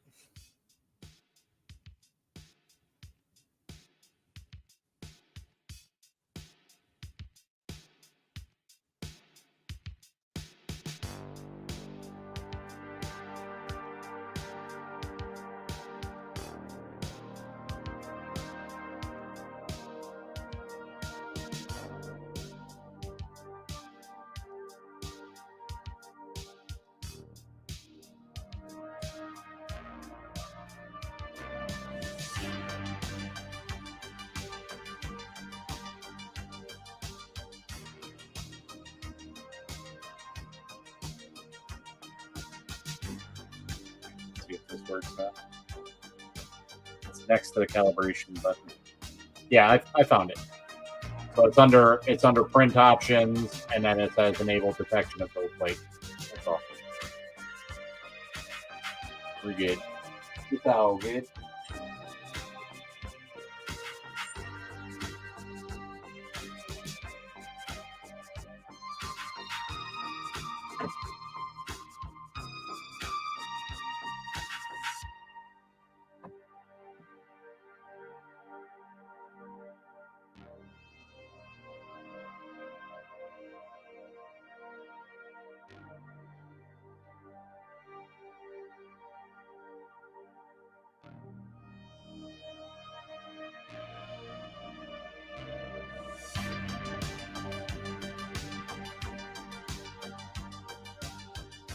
Your bed is calling your name. I'll see you next time. All right, man. You have a good one.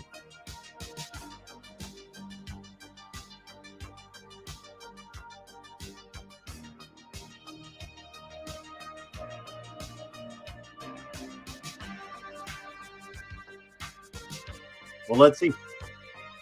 It's a minor error, if that, but I mean, the localization tag of the build plate will be detected. Printing will be paused if the tag is not predefined.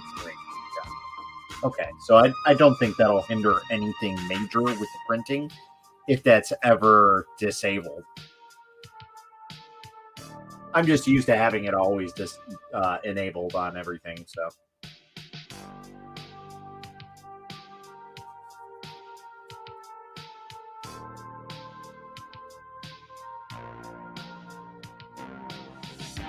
Okay, we're heating up to temperature. Spitting out some filament, it looks like. Wonder if I can share. Oop. Whoopsie. I turned off the music. I'm sorry.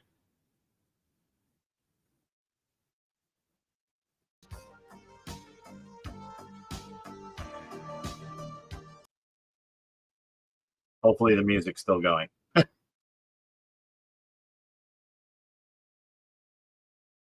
What's up, non fam? How's it going, man?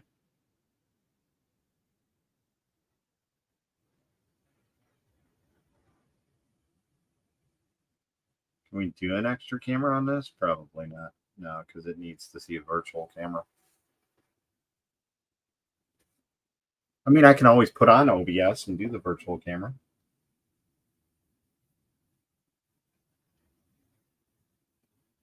That way you guys can see what's printing.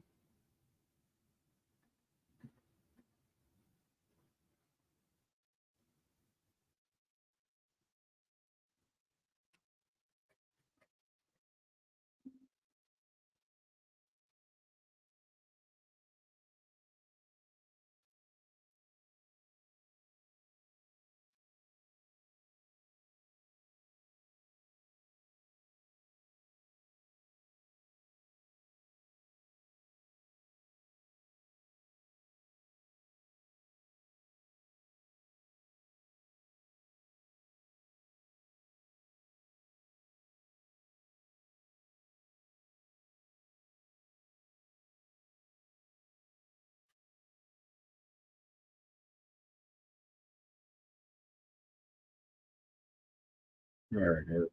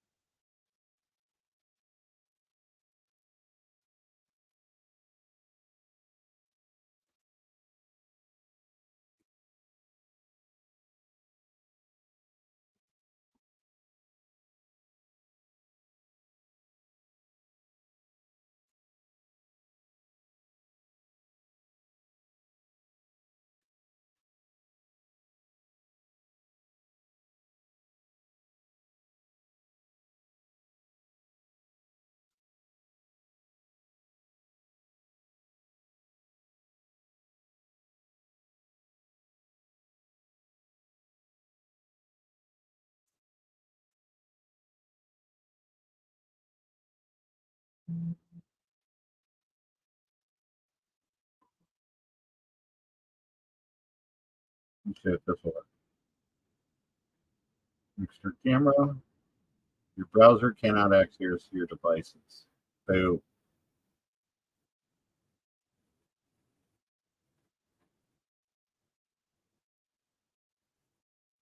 That's so dumb.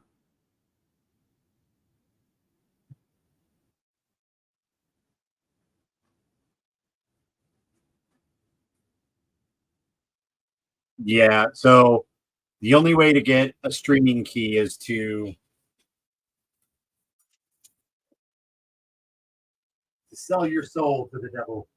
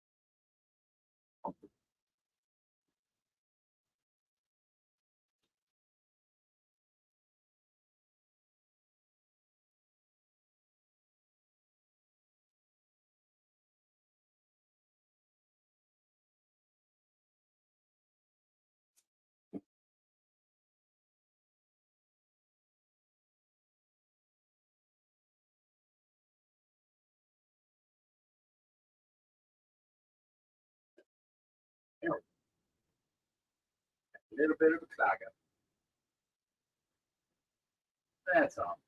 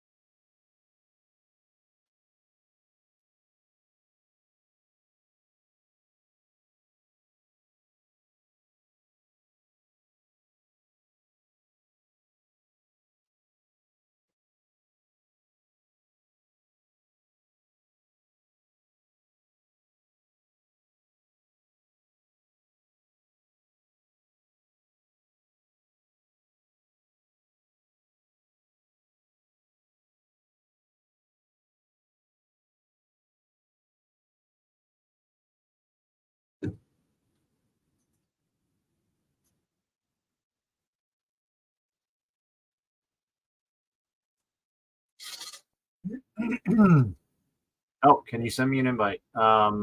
You're still in here. You should talk.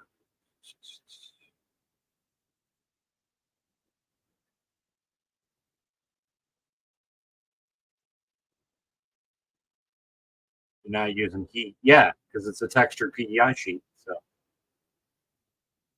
I am using heat.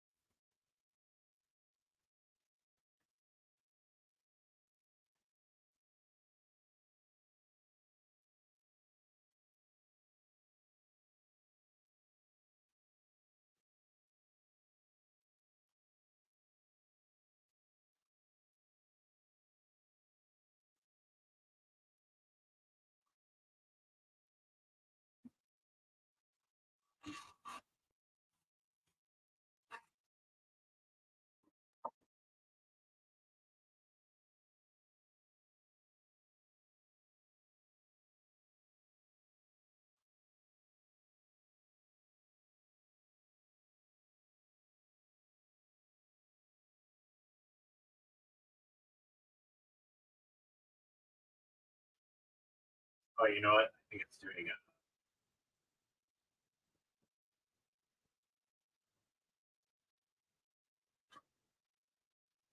I may have mistook what it was doing for an auto bed leveling system because I don't ever watch it. Just print it. Just go. So, and I'm not expecting this plate to be good because it's been kind of so-so. Like the results have been pretty good.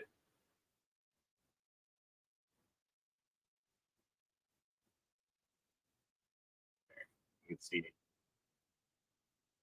Like it's pretty sweet.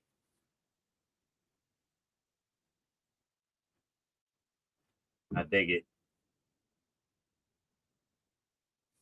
Yeah, my dumbass shouldn't have canceled that.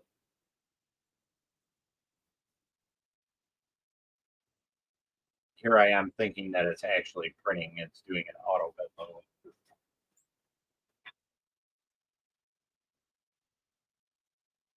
It's basically it's lidaring.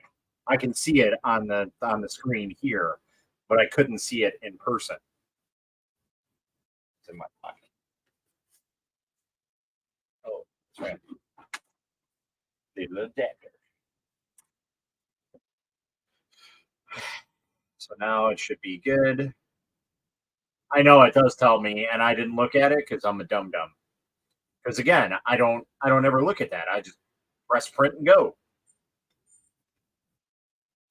And now it's telling me, okay, auto bed leveling is still happening. Now it should be doing the extrusion rate, pumping up the heat, pump up the value, pump up the value. Yes, all right, there we go. Putting it down. There we go. A little crap off of it. Now it's beautiful.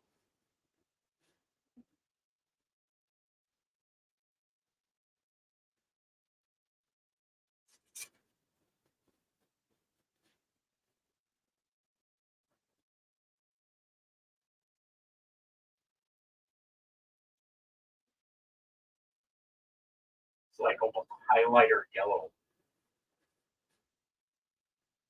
So now it's doing calibrating extrusions. And we're going to start printing.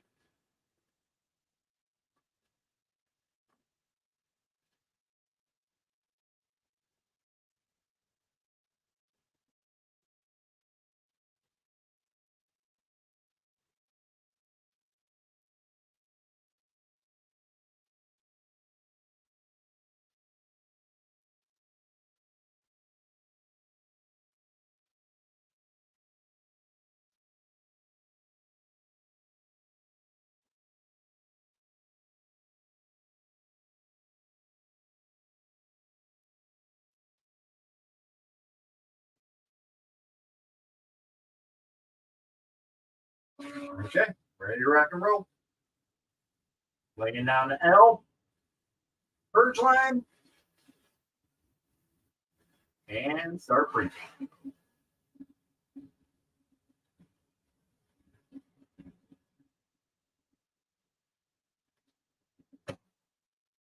We're rocking and rolling.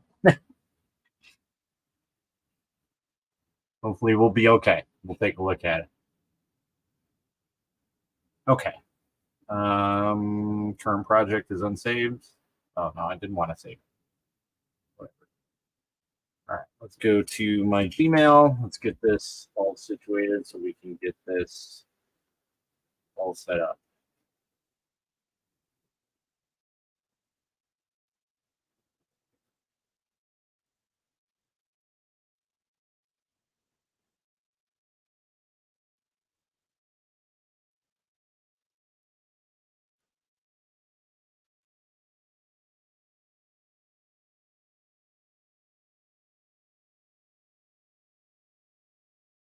Be fun, have fun, be fun.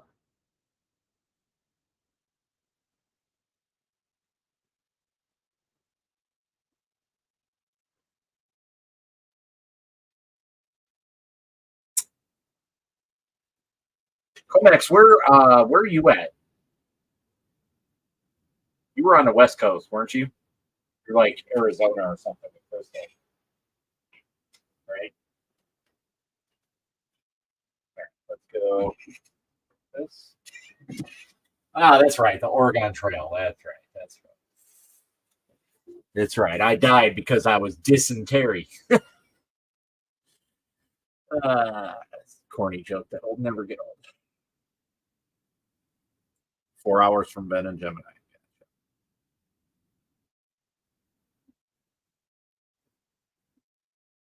Okay, let's go to downloads. Get this cheat code going. Copy.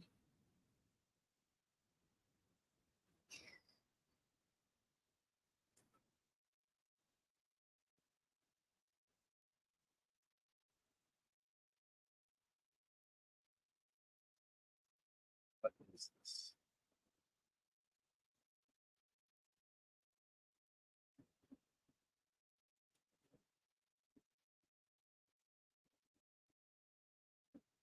Okay.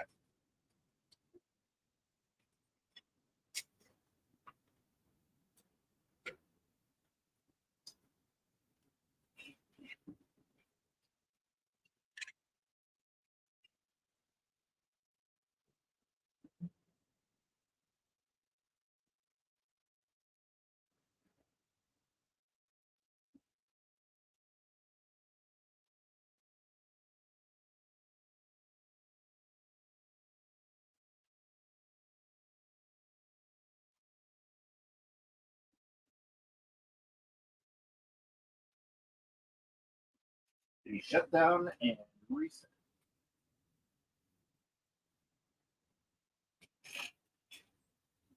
I really hope this fixes this machine because I'd like to get printing back with it. It would be nice.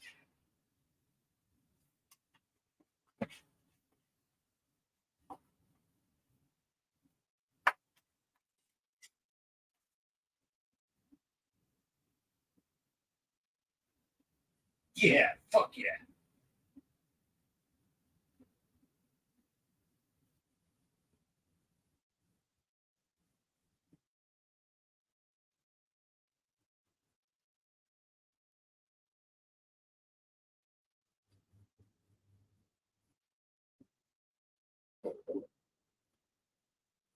It fucking works, baby.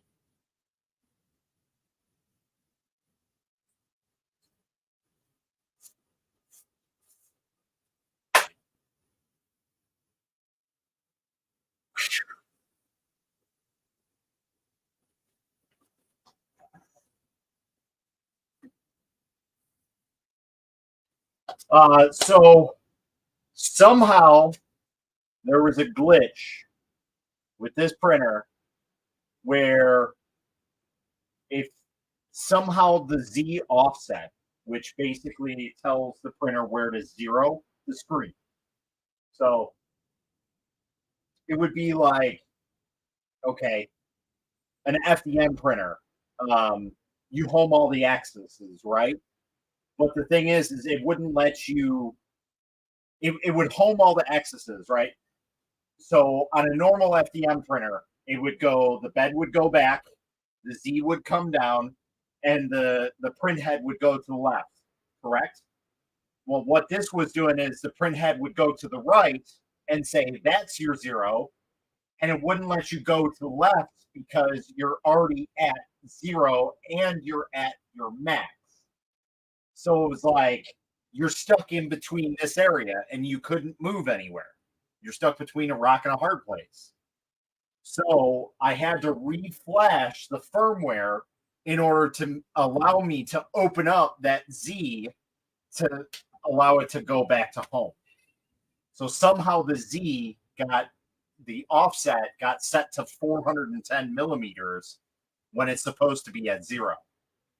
But the problem is the max height is at 410 millimeters. So it's just like it goes up and it stays up no matter what I would do. And it was driving me insane because I tried everything that I could think of because I'm very good at troubleshooting things. Like I will figure it out in some way, shape, or form if I have to go above and beyond to try and fix it.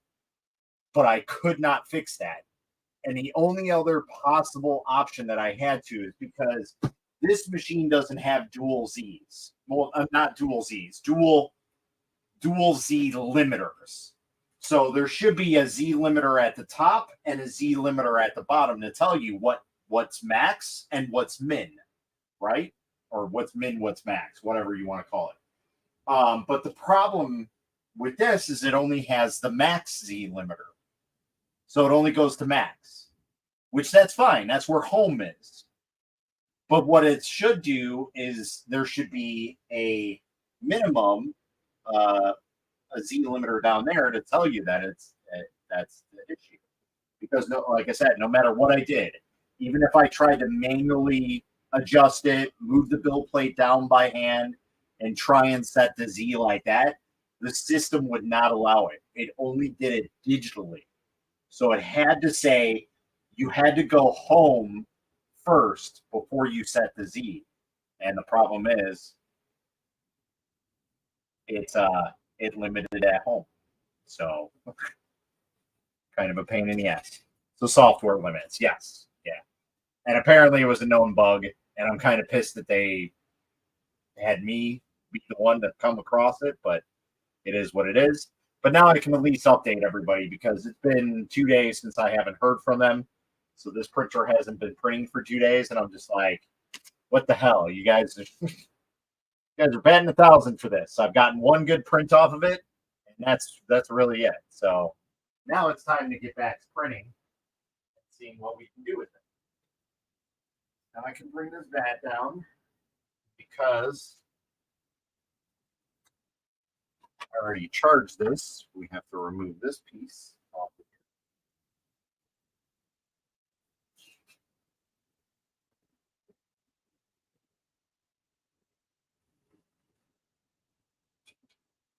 here. Damn it.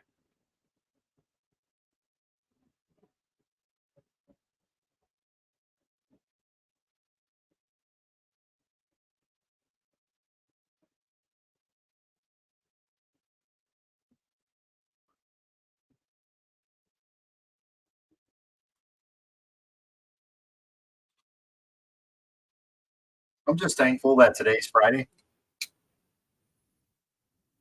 I mean, technically, I am a beta tester for them, so can't really be too mad about it, but still.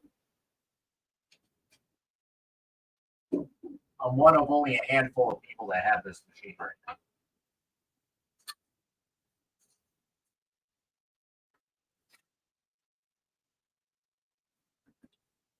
And it has the potential to be probably one of the coolest printers of this year.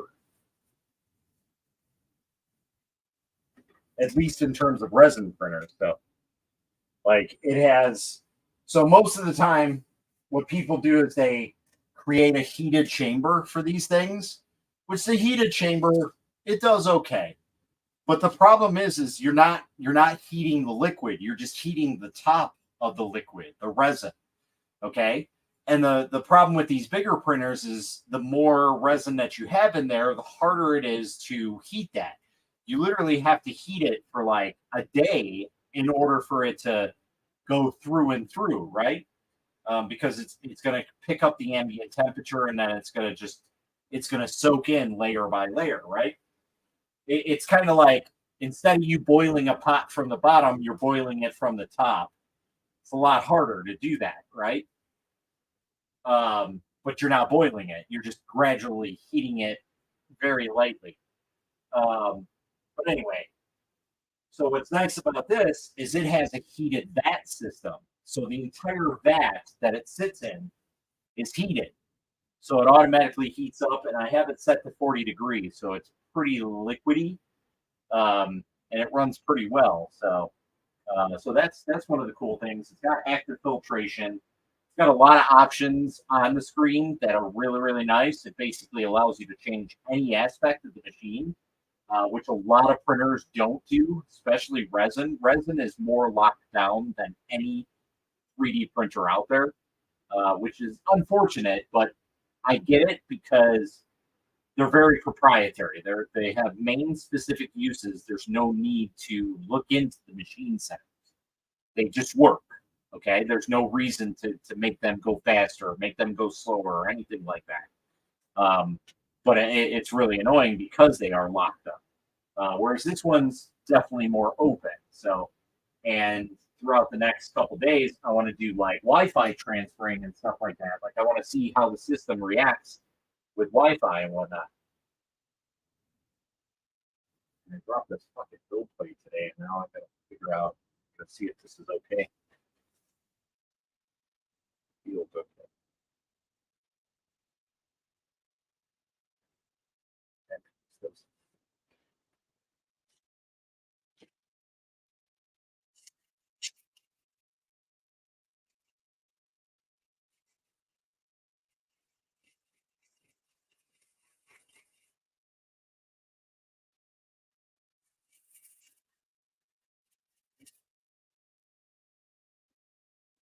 All printers are going that way now. Yep. It's because people have become more relaxed on that. When this all started, it was all about, having everything open source, and Bamboo kind of changed that. Um, I know that really rubs a lot of people the wrong way, but it is what it is. Times change, people change, industries change. So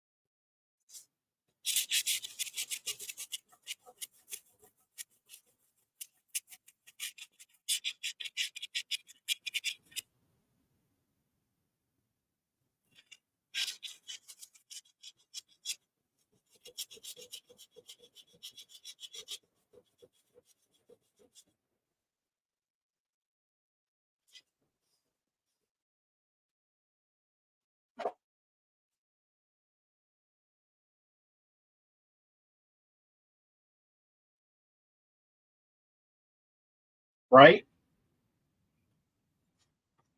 2016. So that was like the ANET era, right? The MakerBot, uh, the wooden boxes, literally, kindling. You could go back even farther when people used to just make stuff out of hardware. A nozzle used to be a drilled out, threaded screw.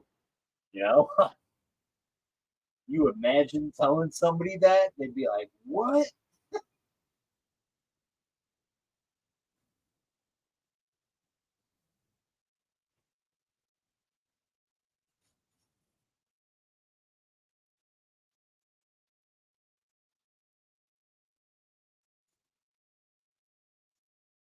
A lot has changed since then.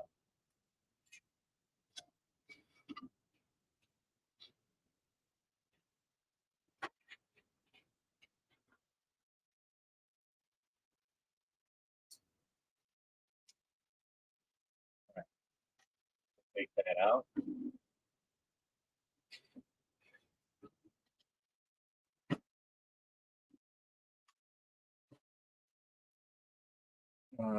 And you can burn your house down. Absolutely. 100%.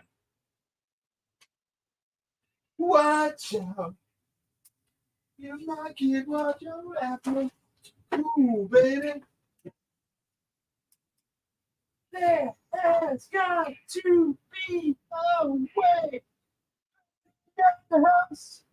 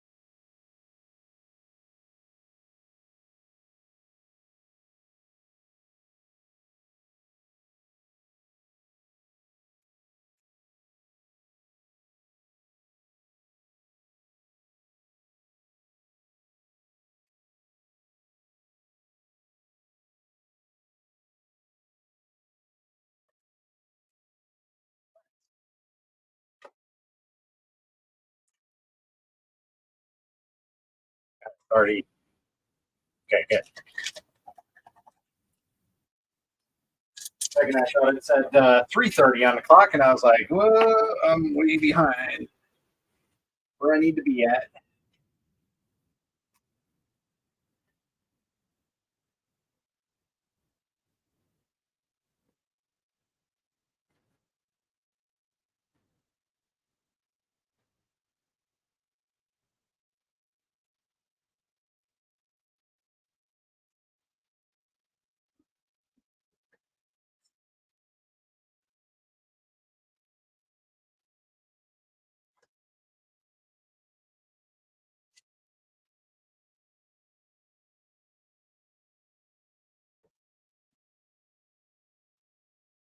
Trying to get rid of some of the older bottles I've had.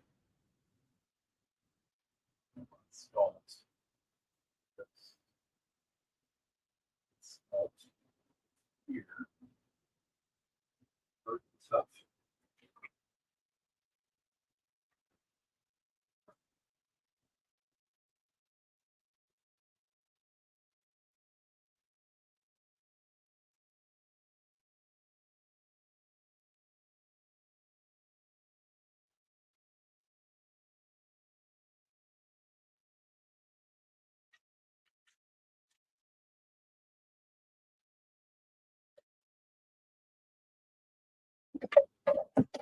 Definitely have to mix it.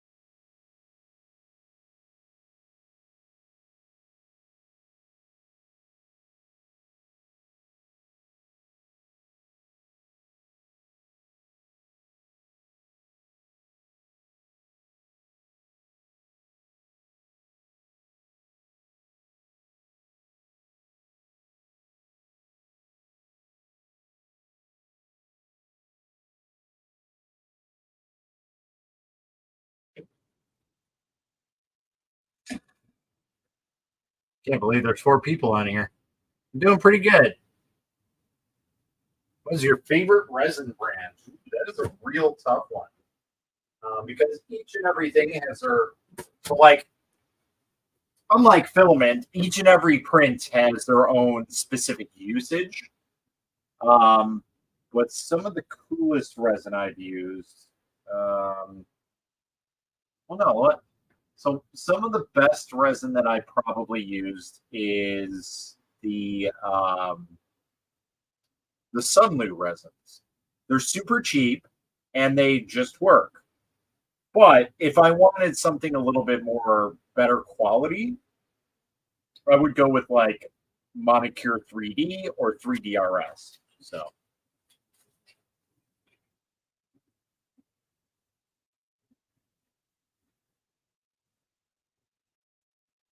okay. Well, that's that. That's this.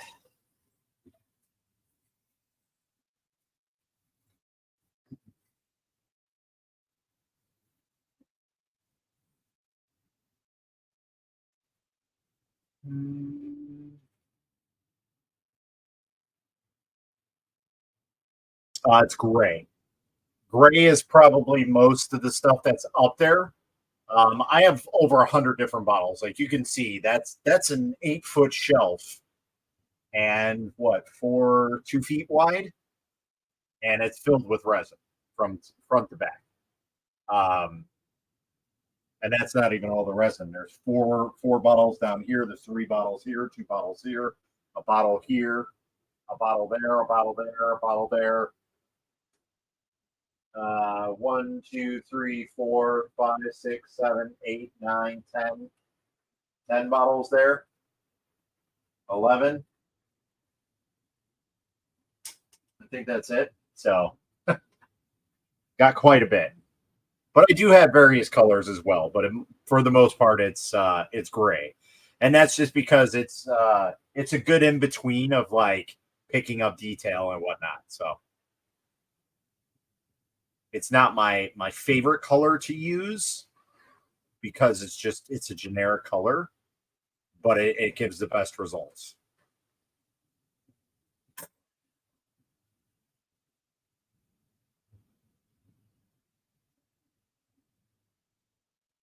Don't wanna delete that. That would be no bueno. All right. Let's see. Should we show what we're working on here? Can I show what I'm working on here? I think I have to stop the music. So I don't really do painting. Um, I usually leave that to the customer.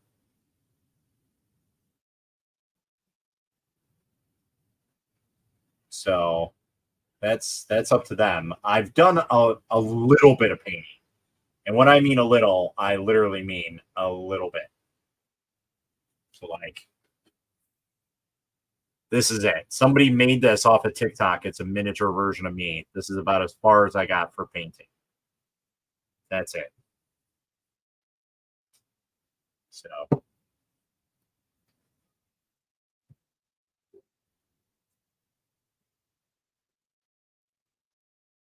okay, that's great.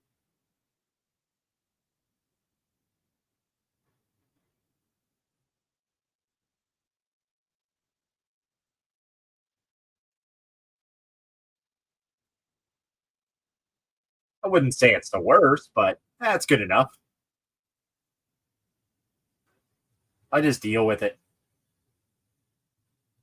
Okay, so I think. Oh no, I deleted my profile. I think so. Shit. We're gonna have to install a regular Sheet2 box.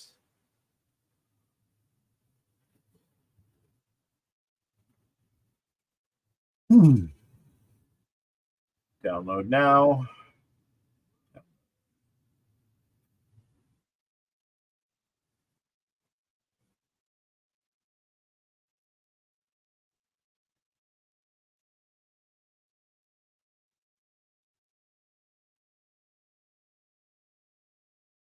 You paint nothing? Yeah. My wife would probably be very good at painting, but I don't think that's something she would ever want to get into. So,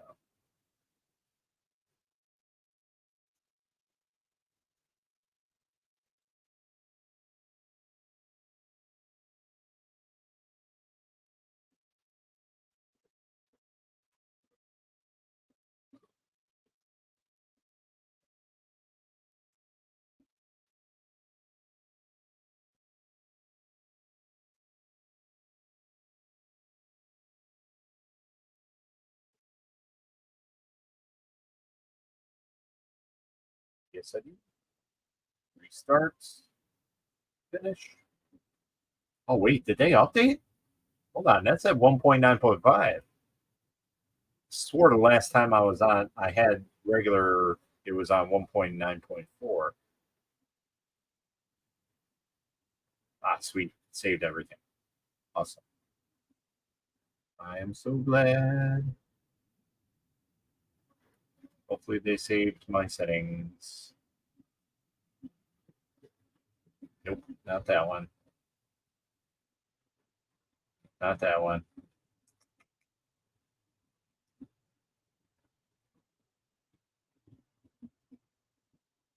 I mean, these settings will work, but this is too aggressive. There we go. 8K. Then I need to unbox it or unzip it, not unbox it. Before I got the bamboo. Yeah. See, and my wife wanted me to get the bamboo, and I was thinking, oh, maybe she'll. Yeah, I saw that. Thank God I didn't update because it's been like 4 updates in a row. I don't know what they're doing. I mean, that's great, but what the hell? Extract to downloads.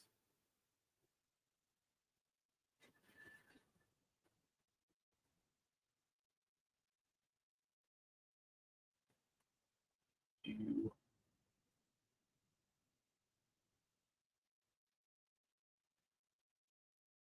Okay, so we're good with everything.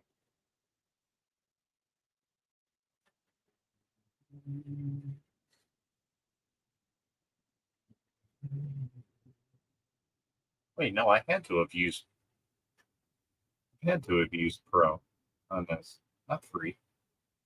Hold on, we got to go back into Pro. I mean, either way, I needed to reinstall Basic anyway.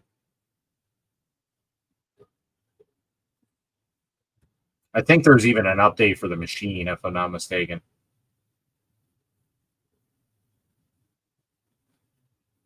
Oop, nobody's supposed to see that.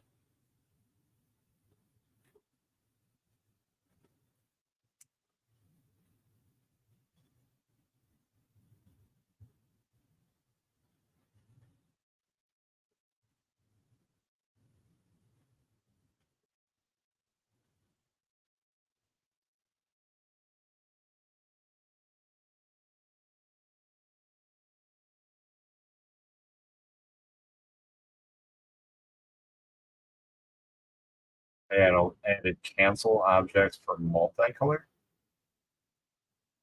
Interesting.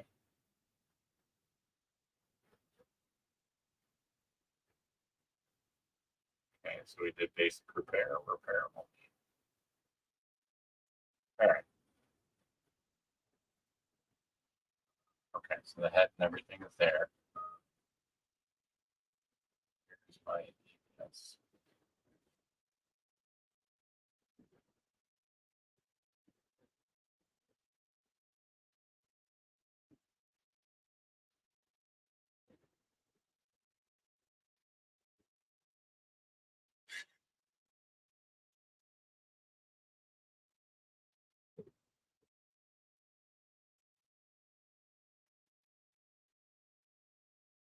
I have so many settings. I need to like consolidate this stuff.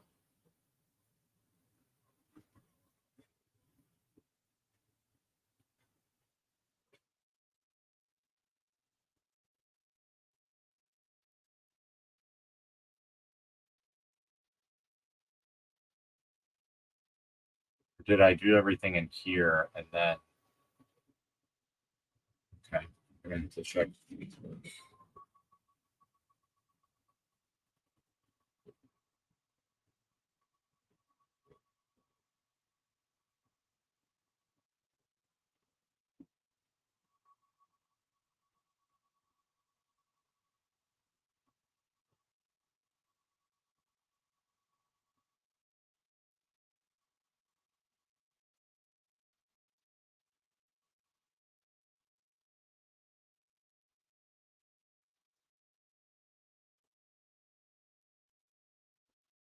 Okay, see what I came up. 35, so it looks small. I was thinking this is going to be on a nightstand.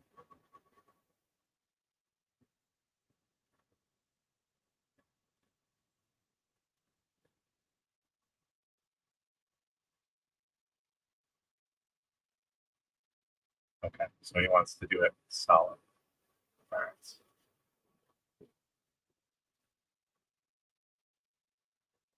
There we go. Okay. So let's go ahead and update our stuff.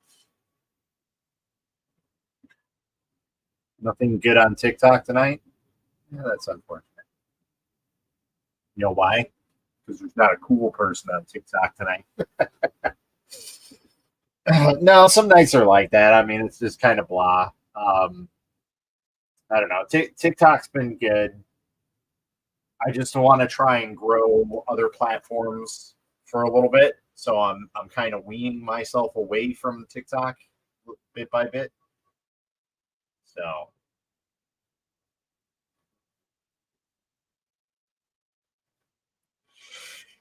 there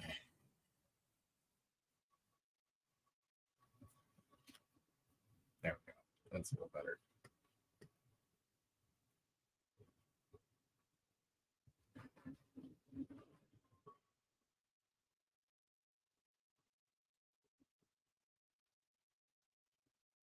Okay, so that's going to be solid.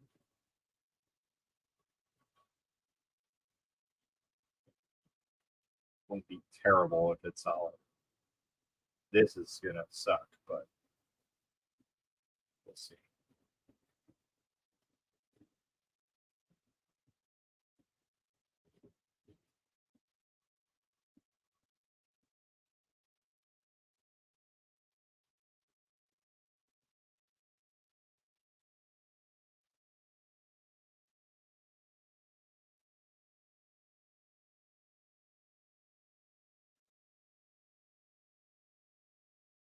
What the fuck?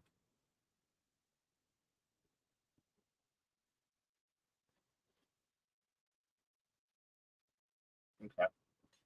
Those are good. I'm not too sure about being keyed on these ones, but we'll see how they do. So these ones we're going to do some light supports.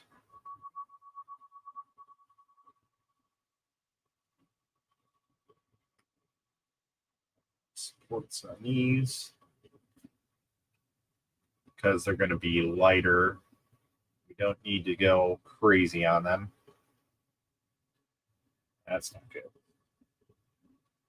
Let's do 2.5.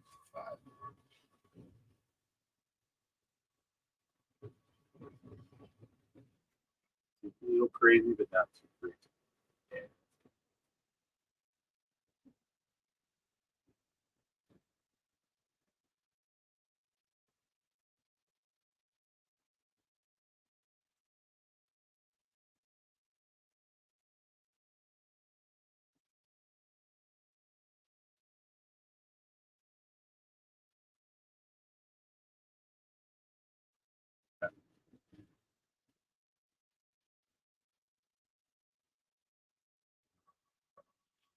These two guys. We're going to get medium supports.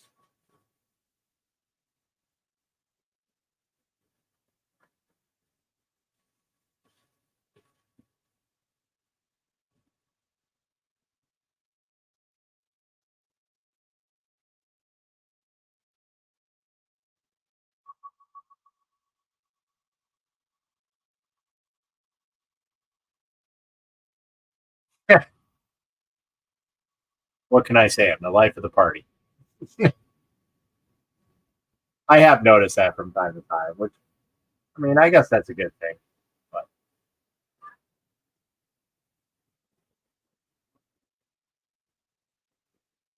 this is why you never rely on auto supports for anything, because these might not print properly with the way that they are supported. That is a problem.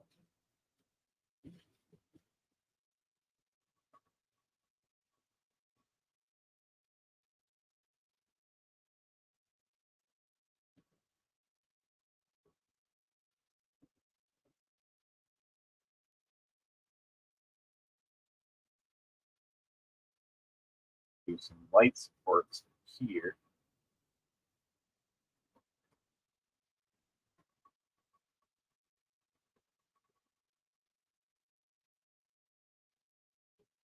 Should be good enough for that. So, see that? See that? Nobody sees it.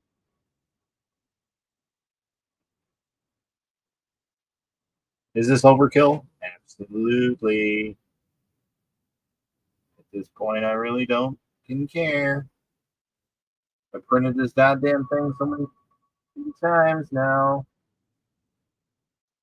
that I just don't care.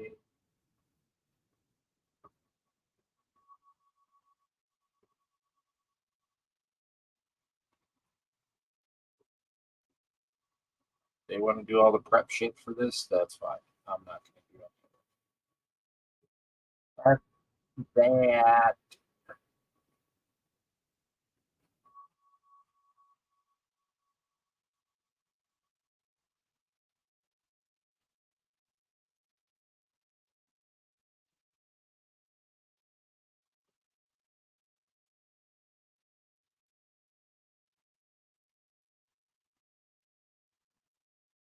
I really don't want to put anything in those keyholes because those are very, very small.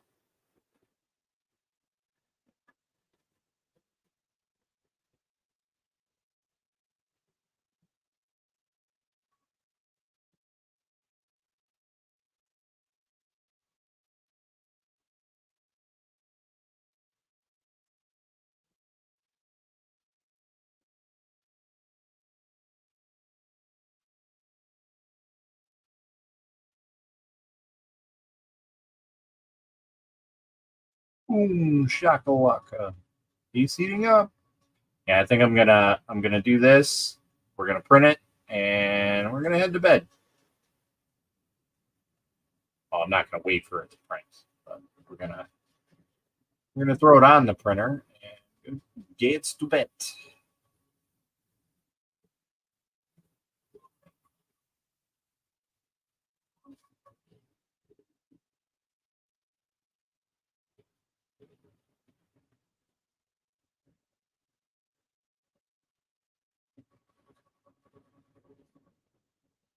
So I printed that one without the customer's knowledge, and I was legit. He's only like a 5 hour drive for me, and I was just gonna make like a field trip out of it for this weekend. And then he came back and he's like, "Hey, I want to try and print this again, but split up."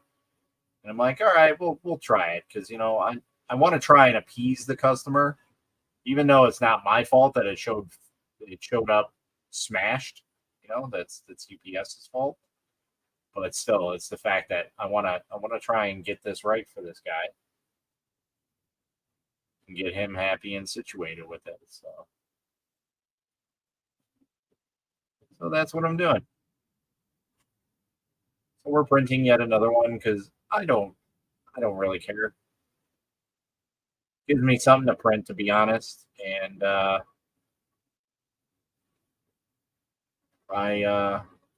it's not like it's going to cost me really anything to print it. Most of the stuff is resin that I've had sitting around, so I could really care less. It's stuff like it's probably got like 10 different mixtures in it by now. It's so bad.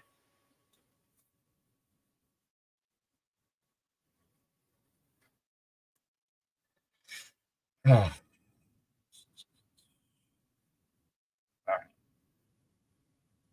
So, because this is a perforated build plate, what we want to try and do is at least gather all of this stuff and put it together. So that way it prints as a singular raft, and it'll make it easier for us to manage it. I can do this. You can do with this, and you can do with that.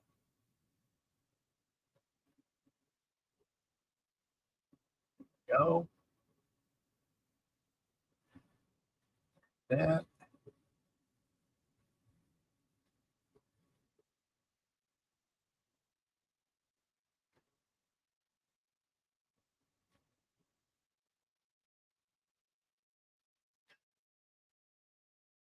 Why does that look funky? Oh, because I used some light supports on it. That's right. And that has no raft on it. That is right. I forgot.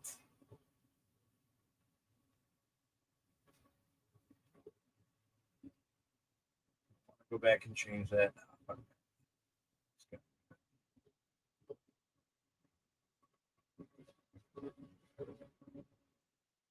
It'll be fine.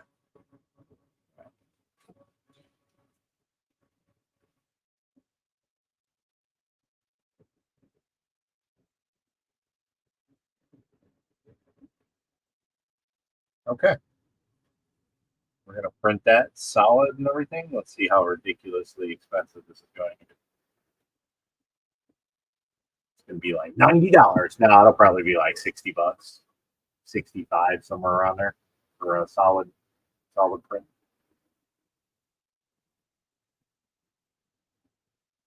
Ooh, $63. Just check my thing here. Oh, we got to change this. I need to tune this down. Or, I'm sorry, I need to tune this up a little bit. 40. Oops.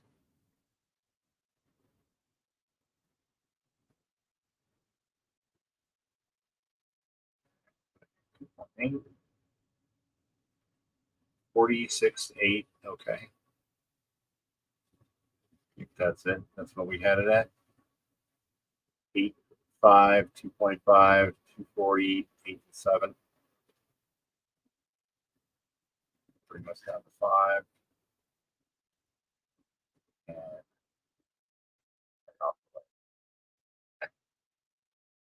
now we've got our settings matched.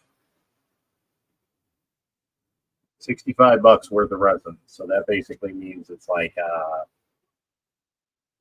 2 kilos. Yeah, 2,000 milliliters. Okay. That's not what I want.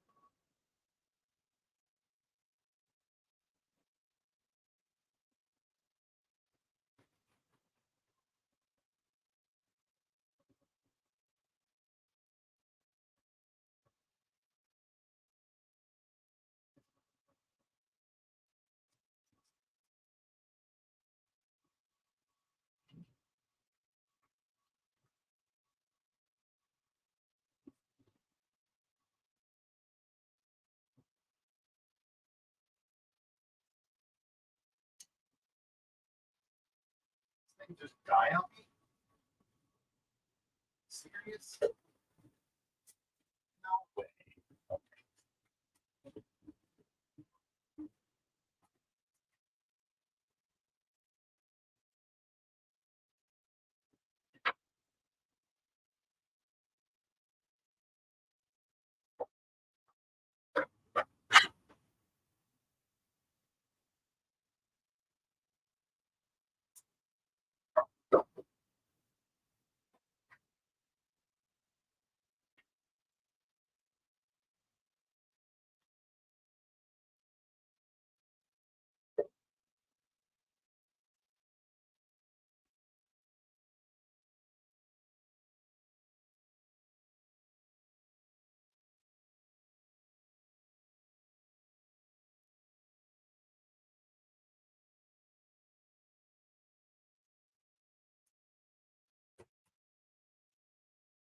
that heat up for a little bit.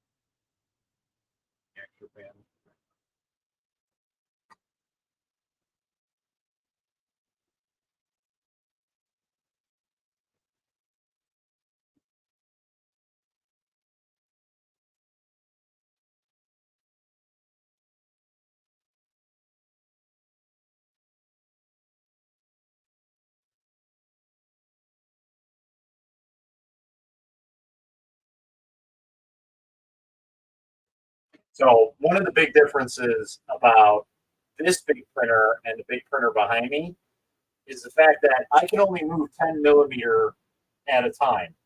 Whereas that, I can move it whatever I want. 400 millimeters at a time.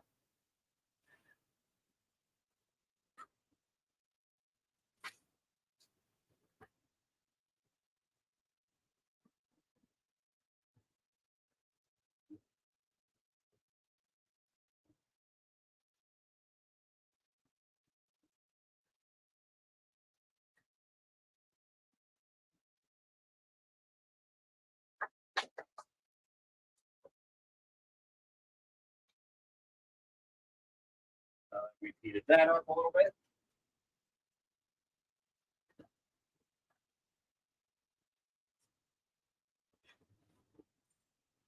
Pretty much right on time. What's up, Jay Real? How's it going, man?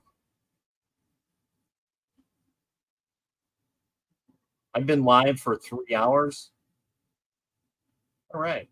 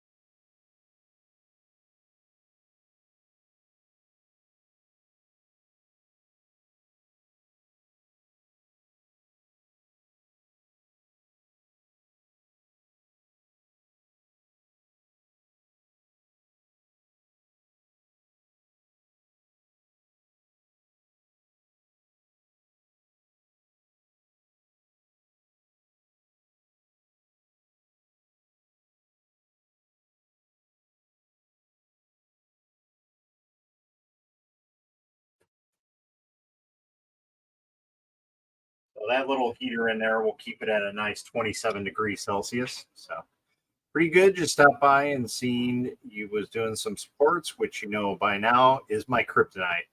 But I'm wondering if Shitubox auto supports are a little better than Lychee.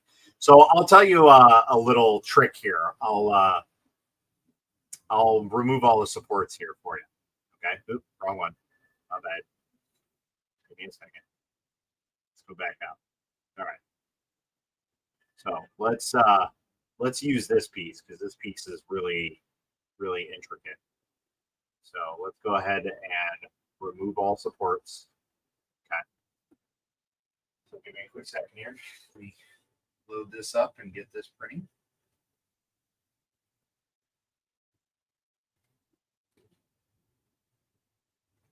And hope and pray that it prints.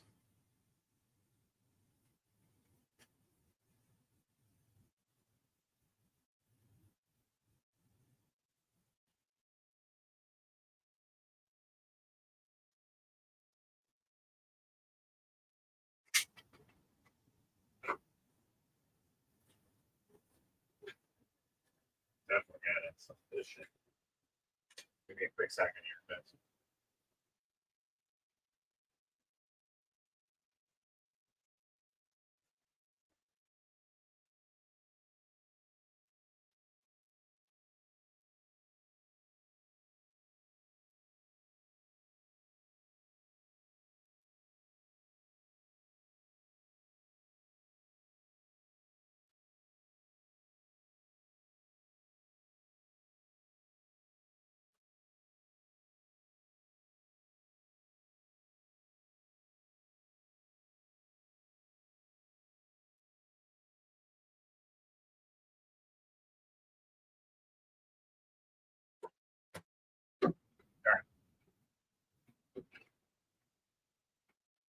I forgot I had that stuff. That stuff's like super strong.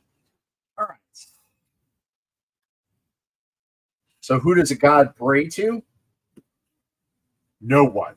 Myself. All right. So Jay, you still here?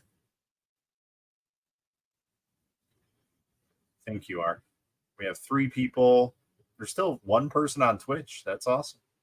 Oh, it's Comax. Duh. Oops. That's not what I wanted. All right.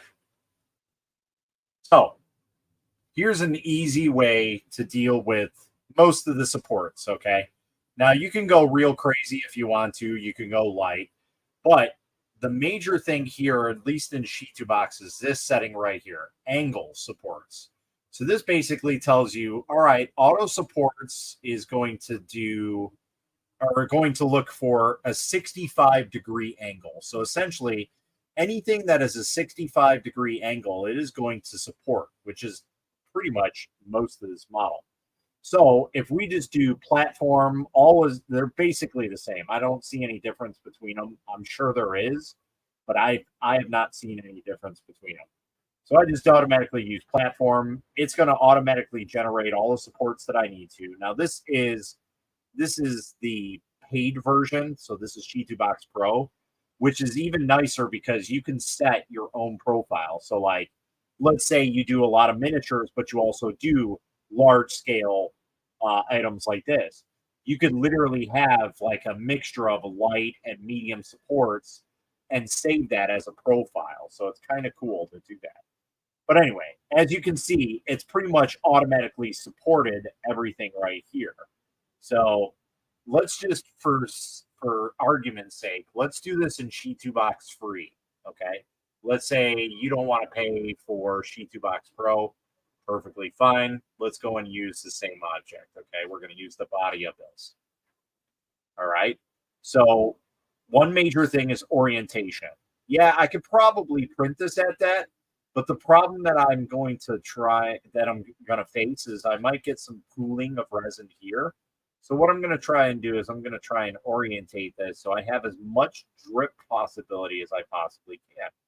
So yeah, while that pocket is still there and that hump is there, because if you look at it, this is how it's going to print, right? You can turn it completely upside down. Oh, all right. Well, you're good. Let's go back in there then. All right.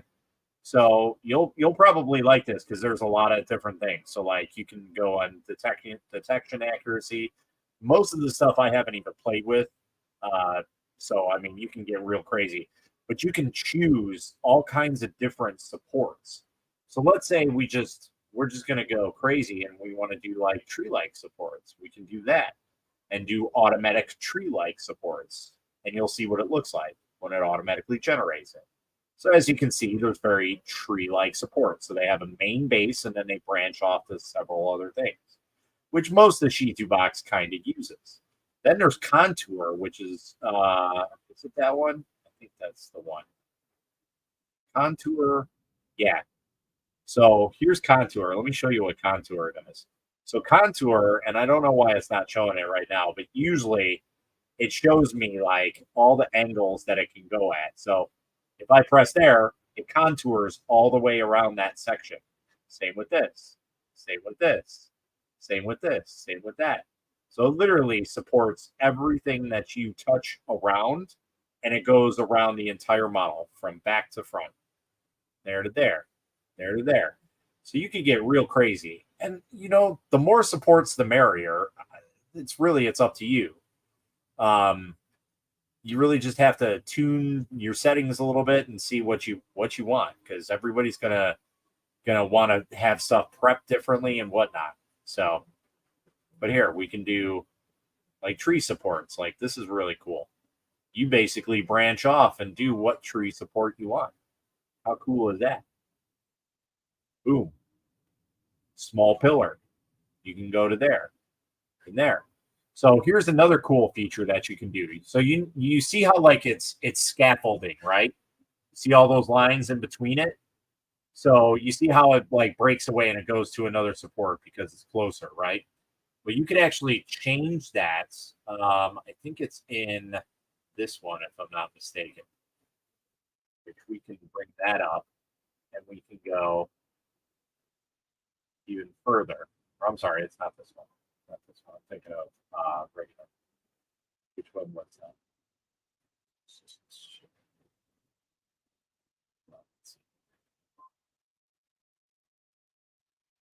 It used to be. Why is this not doing this? It used to be like if you hovered over things. But here, let's go to supports in here. Let's see if it's any different. So that's what I'm looking for. I'm looking for cross width.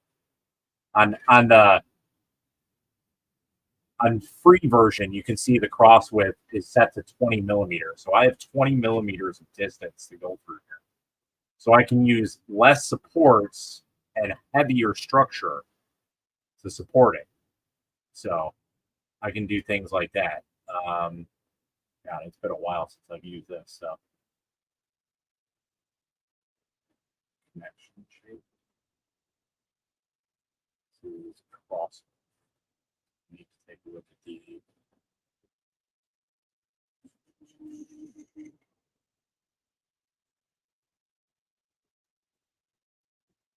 I guess they don't have that. Not that they did. Oh, there it is. I bet you it's in here. Cross structure diameter. So you can set all your settings in here. You can go real crazy with it. But if not, just be lazy and just do auto supports at 65 millimeters is good enough for literally anything you're going to print.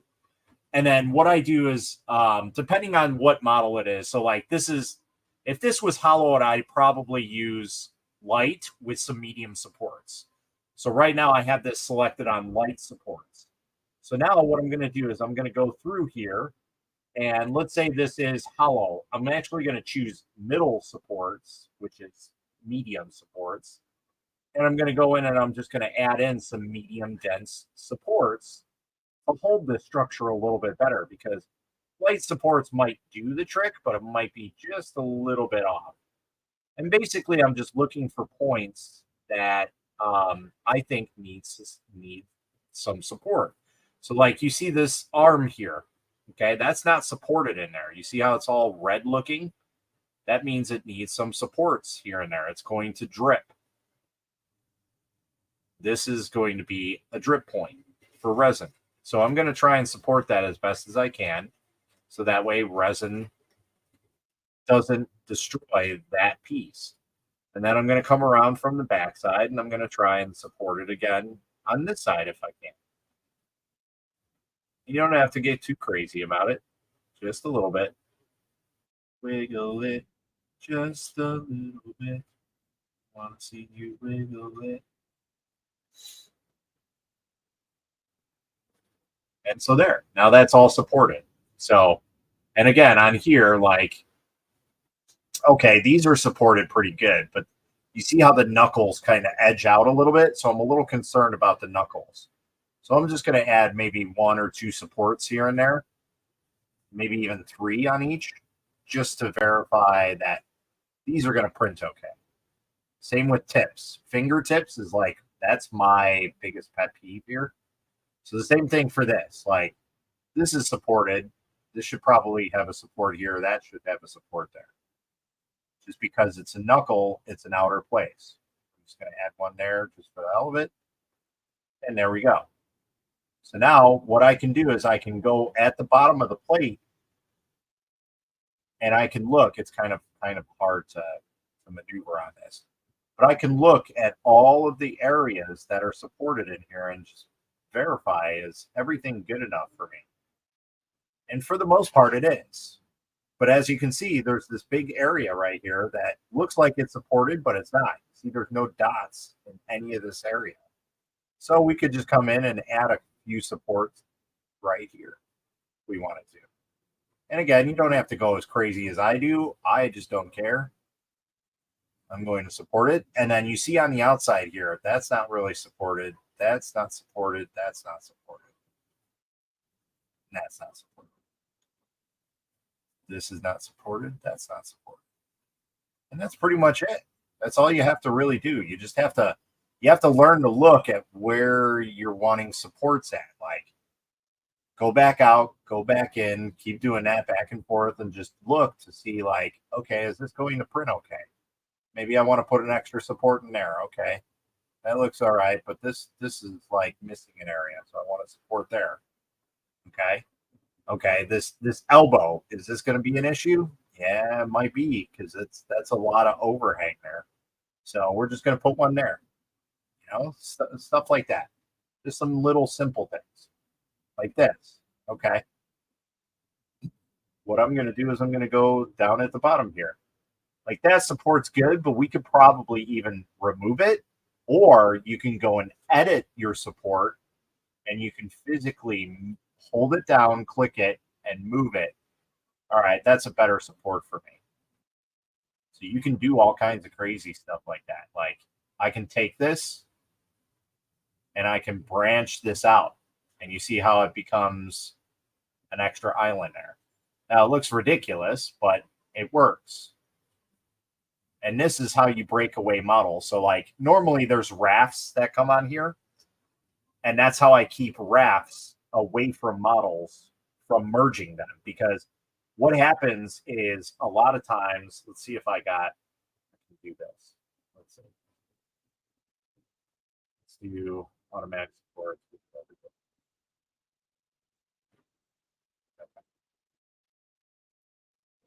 I want to do skates on the bottom. So we're not even using rafts, we're just using bottom skates. Okay. Actually, we'll use a raft. That skate's not big enough. All right. So let's say for some reason, here, let me choose this. Let me choose the flat surface instead. So let's grab the box. This is going to be a perfect prime example. Okay.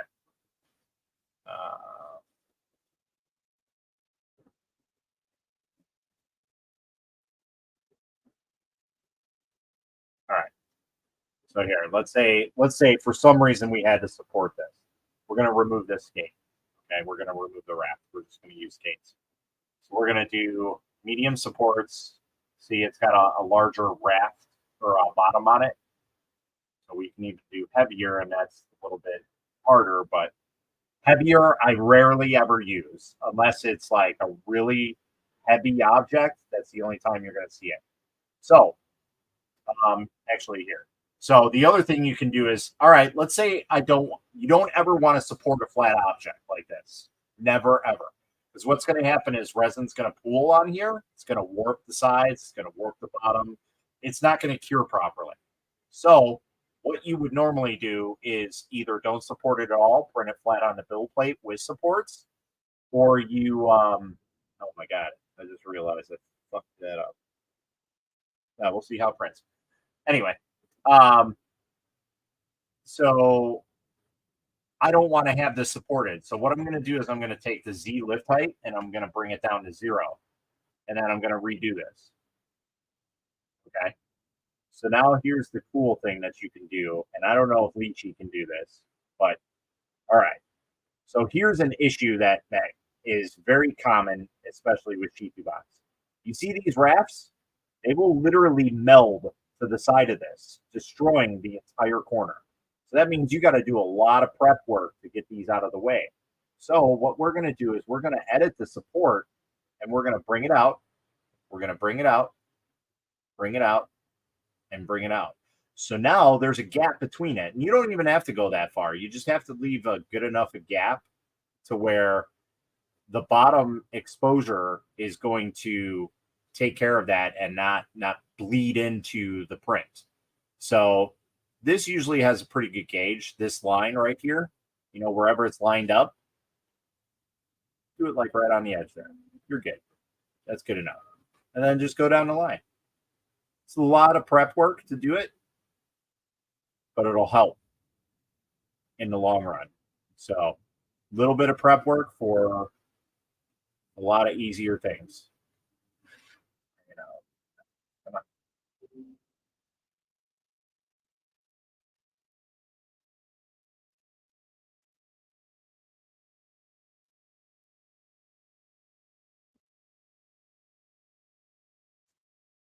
And there you go.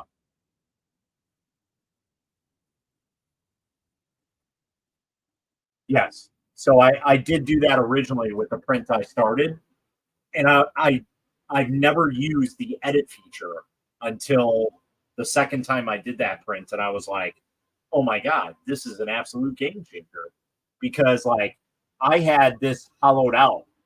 Okay, so I had a giant circle in here, right? Well, the problem was is all that was binding to the inside of this. So it was literally making it a solid piece with supports. So it broke away, but I still had to do a lot of sanding on the inside here to get the connecting piece to fit in there. Because when you hollow something, it'll take the piece and once you dig the hole in it, that whole piece will be on the side of the plate here, so you can print it with it. And you can choose not to, but obviously with something this large, you want it to print it with it. So that's what I did. And then I learned that I can move the supports inward and away from that hole. So there's enough gap to where it still will support it properly, but it won't meld to the actual print. And that I wish I would have known a hell of a lot earlier because I can't tell you how many prints I have messed up with that. You guys have seen that crystal clear dragon that I showed off, right? Well, I ended up tossing that print because it's destroyed. And that's exactly what happened with it. All of the prints were melded to the base of it. So, or all the supports. So I couldn't get them off properly without destroying stuff. So I ended up cracking it basically in half. So I tossed it. It was not worth saving. So it's just a disaster. But that's some cool stuff that you can use. And I mean, you can delete supports. What is this? Hidden support. So you can hide your supports and just kind of work from there, make it easier. You can see all your support points instead of going underneath and trying to work like that. So really simple. And this is just Shitubox free. You know, Shitubox Pro has a way different setup on it, but you can do a lot more with it. So like you can repair models, you can analyze and measure things.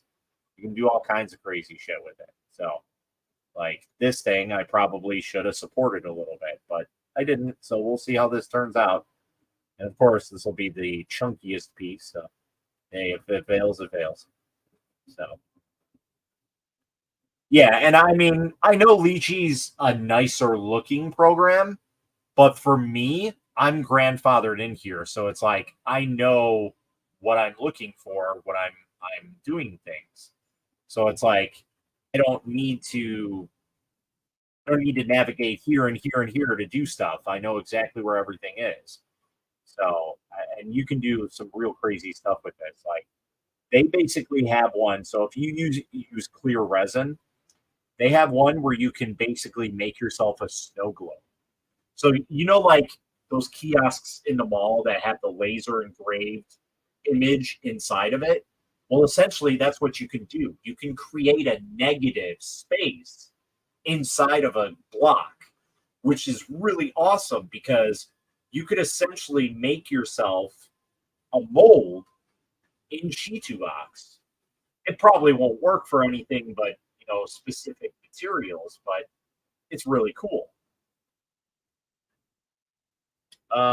Lift speed. I mean, you can always play with speed. So in here is your profiles, and I have the Mega at 240, and that's generous. My normal is 300 on these, but this is usually what I only mess with. Now I am going to start tuning some more profiles to see if I can try and push the edge a little bit more. But it's not really suggested with FET film or PFA film and FET. You really want to use ACF film because it's more forgiving. So with speeds like that, you just got to be careful. But you can do all kinds of crazy stuff. You can add a tag. The Boolean operation, that's basically what I mean, where I can take this piece, let's say this was a solid block. I can put this character inside of this block and create a negative space. So it's hollow on the inside, and I can create a hole at the bottom. So not generally, no. So I always tune my profile. So let's say I have this profile and I'm going to print at, normally I print at 240 and I set this to 300 or I set it to 350. What I'm going to do is I'm going to do an exposure test at 2.8 seconds and see where I get at. If I'm underexposing, then I'm going to bump it up to 3 seconds. If I'm overexposing, I'm going to bring it down to 2.5 or whatever I think I need. But always, always do an exposure test. That is your best bet. That's always going to give you the best results because while I may be printing at 2.8, the mixture that I'm using probably prints and looks better at 2.5. But to most people, they're not going to notice the difference between a 2.5 seconds and a 2.8. But there is a big difference. Like these letters might be a little bit softer. They might blend in. At least like with the smaller letters. I think there's smaller letters on the other side here. Let's see. So like here, like this. See this baseball? See how it's got like these little tiny lines on it? So what happens when you're overexposing, these tend to like blend into each other. Maybe not so much this, but these pieces right here, these two. Okay. So what's going to happen is this going to blend into each other when it's overexposed, even a little bit. It'll start blending into each other and it'll start looking like a solid piece instead of having that gap that's supposed to be there. That gap will basically close. And then vice versa, when it's underexposing, it's basically going to go too far or it'll be too soft and it's not going to print it. So that's why I always say if you have failures, you're constantly having issues with failures, always revert back to an exposure test. It's super simple. It doesn't take a lot of resin. It takes maybe 40 minutes at the most to print one of those, depending on which one you use. And it basically tells you everything you need to know. So about the Soraya Tech Fast Resin XP test I did? No, I did not see that. And I ran the XP test you recommended with the Soraya Tech Fast and got 1.5 seconds for normal layers and 25 seconds for bottom. Okay, I see that. So again, that kind of goes back to you just have to properly read it. So like, we'll delete all these, and I'll bring in an exposure test, and we'll tell you how to read an exposure. And I'll show you up close what I mean on some exposure tests. I think I did the normal exposure, so I got to go into my objects, tests. So as you can see, there's several different type of test prints that you can utilize. I use the Phrozen XP, but I've been kind of leaning more towards the Phrozen RP Finder. But both will work very well. This one's just a very quick dial in. So this one, I'm just going to show you really quick exactly what I look at. So first and foremost, I look at the letters. Okay. Do the letters look just as good as they do here as they do on the print?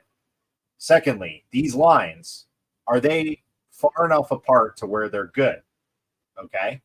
And then the instantaneous thing that I'll see, this print has an edge all the way around the border, and it also goes on the inside here, as you can see. But all the way around this entire print is a border. If there is any cuts of any likeness of a cut, that means that you are underexposing. Okay, that automatically means that you need to bump up your tests. So, all right, let's take a look at your test here. I think you sent this to me. So let's bring this over and we'll show it off. Okay. All right. So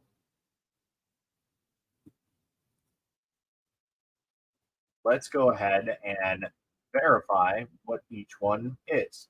So as I can see right here, I wish I can zoom in here. I don't think I can. But essentially, this is overexposing. As you can see, the letter B, look at how fat that is compared to this letter B. Okay? You see how this is all nice and uniform and everything? The also telltale sign that's real easy to read is the letter E as in Edward. These letters tell you everything right then and there. So this is actually looking overexposed, but there's also something else weird going on because you have some stuff like bleeding over here, which shouldn't be happening. As you can see, there's nothing like that on the edges. So I don't know what's going on there. Maybe something was loose. I don't know.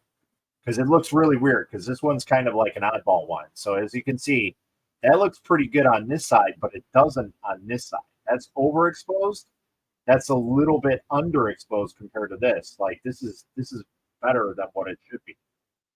So, but as you can see, like the border and everything is good. But there's a lot of telltale signs like this hex pattern. You should be able to like see the hexes in here. So this is actually, I'm thinking, more overexposed than anything. So if you said that you printed this at 1.5, that's pretty quick. But I would try one at 1.2. Now, I'm not saying that you can't get a print off of this. You should be able to. But you're losing detail. Things are blending in each other. As you can see, there's no hole in the center here at all. There's a hole on this one. Now, that one's a little bit harder to achieve in the center there. I will tell you that. And never, ever look at these holes. Don't worry about these holes. Don't worry about that. It's everything else. Look at this top part here. Okay? This part right here is very, very easy to read. Okay? Let's try and get a better view of this. All right, there we go. So let's go back to your print. You see how fat that is, how thick this line is, and how it's blending into each and everything here? It's almost touching. It's almost the same thing. That means that it's overexposed. And that could also be why there's so much over here, is because it's just overexposed in general. So either way, that's I would just suggest running it at 1.2, and if you want, you can send me a message and I'll try and figure it out what you need to do. But that's essentially how you read that. Like you can just see that everything is a little bit fatter, but something is up here because as you can see, it gets fatter, but then it gets better over here, but you can still see there's a little bit of overexposure here on this side. And the same with this. It's still like, you see it's very inconsistent looking, like it's very blotchy. That just means that in general, it's still overexposed regardless. So, but try 1 or 1.2 because it's not like super overexposed. It's just a little bit. So you don't want to do too crazy. So, I mean, even going down 0.1 can change this entirely.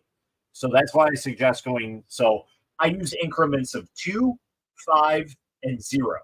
Okay. So it's like I use, when I do test prints, I do general rule of thumb is 2.2 and 30 for my bottom exposure. That's automatic. I use that for everything. Then I either bump it up or down. And if I do, it'll go 2.0 or 2.5 from there on. So, but again, you don't ever have to worry about these holes because this is more or less bottom exposure that's going to happen.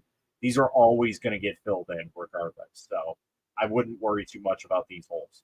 It's more or less these borders and everything, these signs and these lettering. That's what I would take a look at. So that would be your best bet for all that.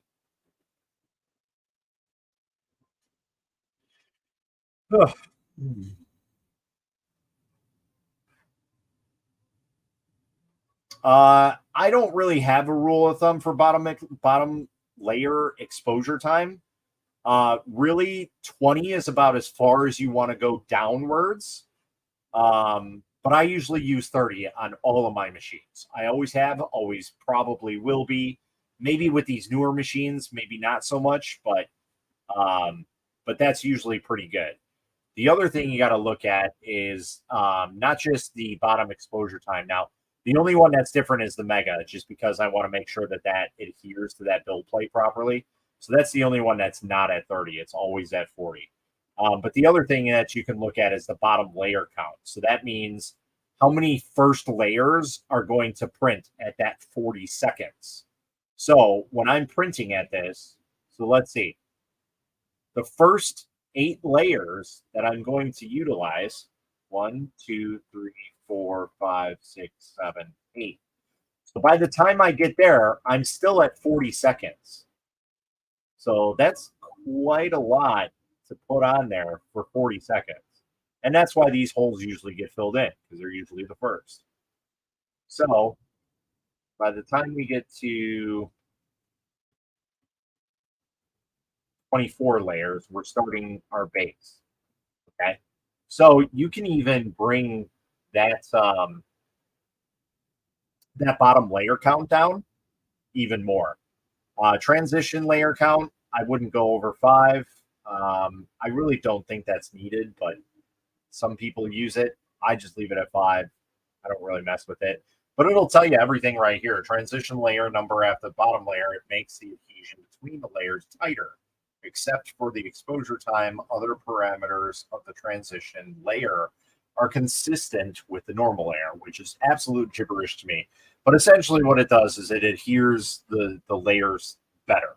So I just leave that at a normal 5 and move on from there.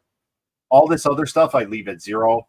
This is usually on at some point, and all that is just resting. So if you're going to utilize faster speeds, you might want to try and have a little bit of this, like a 0.5 on that, or a 0.3 at least, because what it does is it rests and lets the resin cool back in under the build plate.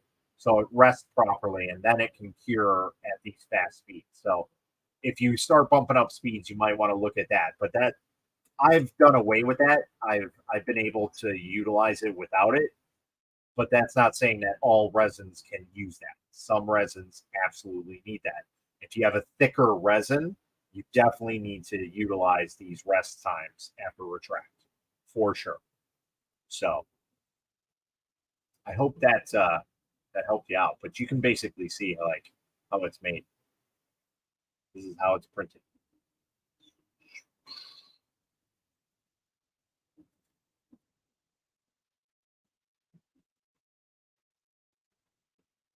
layer by layer by layer by layer.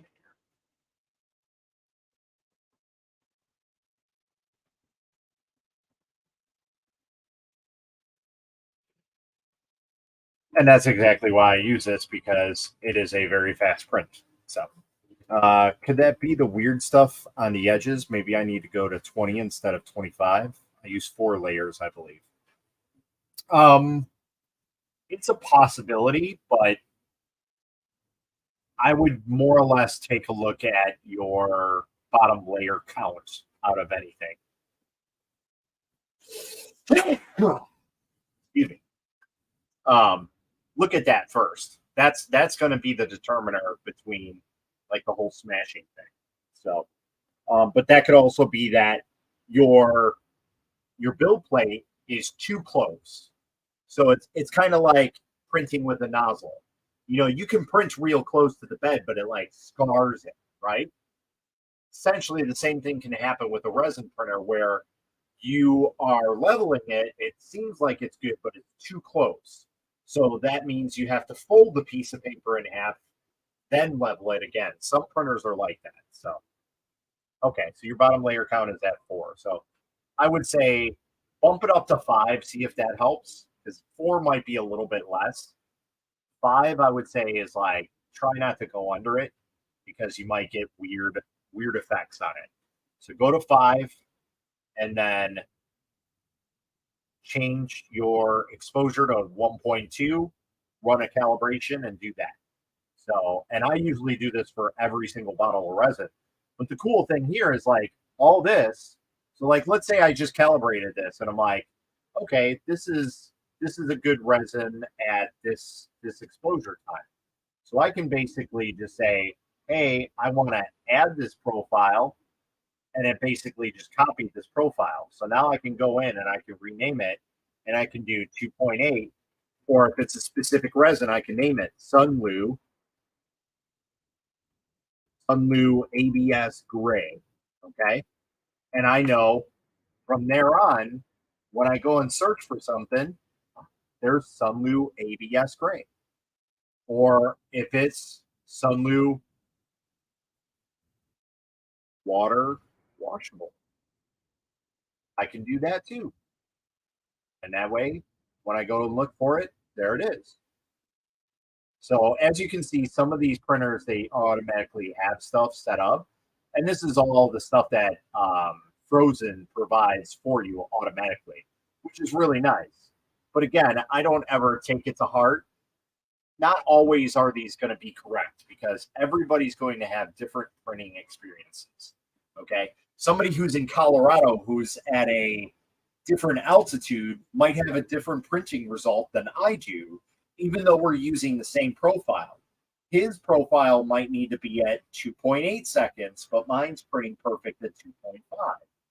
Age of machines, like all things are different factors, different batches of resin, all different factors. So that's why I have such a hard problem with like people just using profiles and going with it. I understand it. As long as it works, you're good. That's fine if you want to. But if you want to just be a little bit more on point with things, you can tune those in even further and get better results. So, yeah, just send me a pic and then we'll be good. So, but yeah, you can do all kinds of crazy stuff in here. So most of the stuff I haven't even played with, but there's a lot of things that give you extra additives. So like here's a cool one, split model. Yes, I want to keep the original model. So this will actually split up the model. It doesn't really work all that well, but it's supposed to split it up into multiple pieces.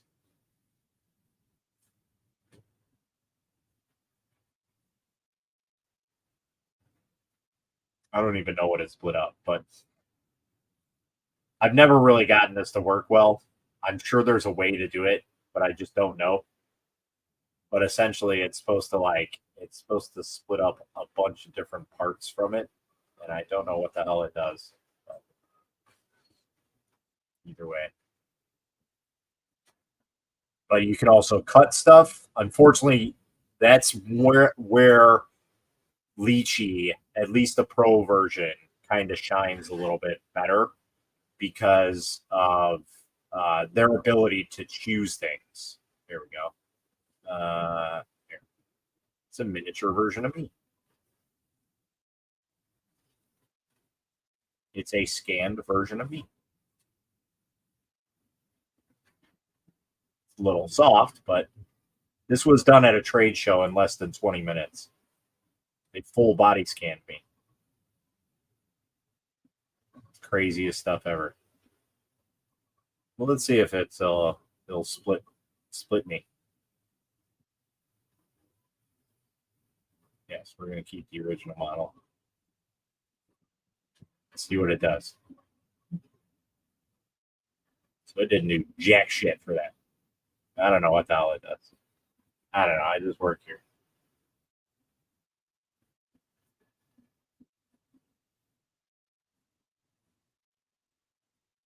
But either way, let's say I needed to cut me in half or something like that.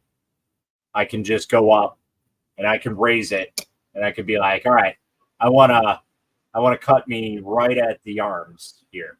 You know, I want to have my feet at the bottom. I can see I already have a part of my knuckle, so I need to come down. We could do 74.5. That should be good enough. So there, I can apply this, and it'll literally cut me in half. Ah! And then if we wanted to get crazy, we could cut me into more pieces. We could do X, Y, or Z. There we go. Do Z. Or X, I mean. Cut me right down the center.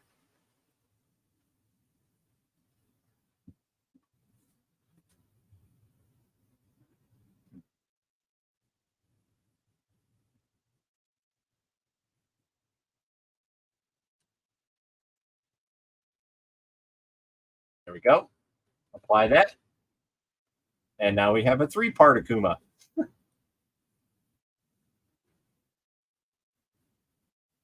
That looks so weird. It's just a weird silhouette of me.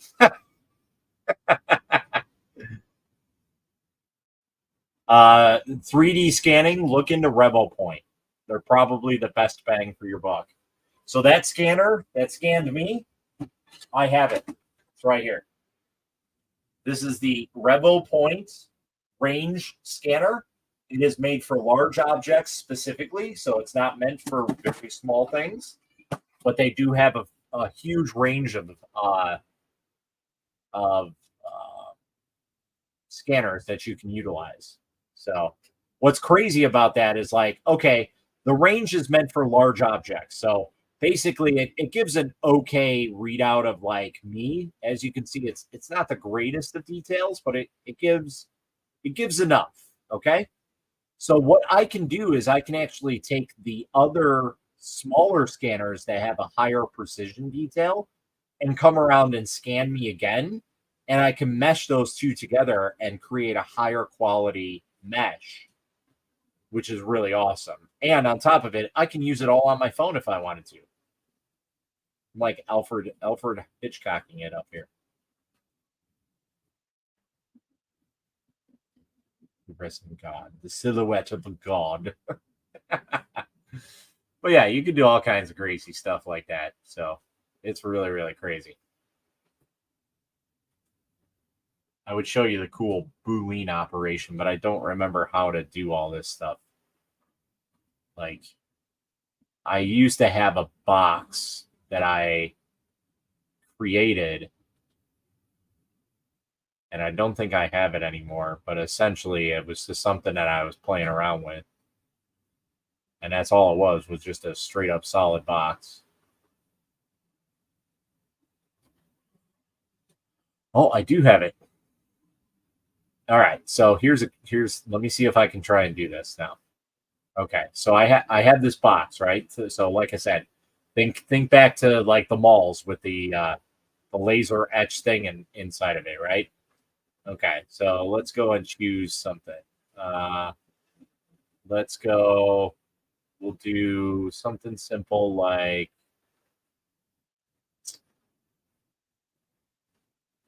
do Arnold. Okay.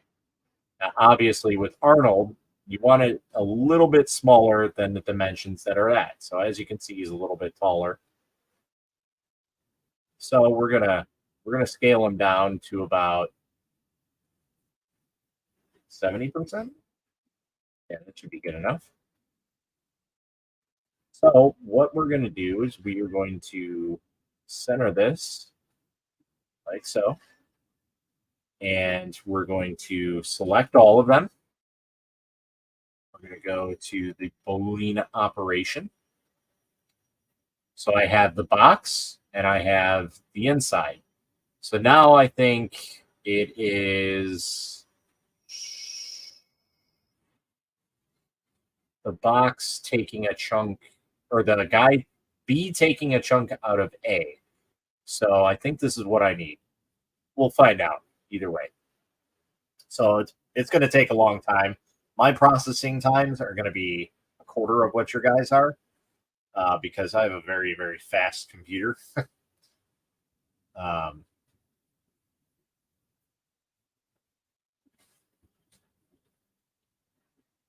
I know a little bit about that from laser engraving that I do also. Awesome. Yeah, I've only used this like 2 times when it first came out. What, 2 years ago it was? A long time ago.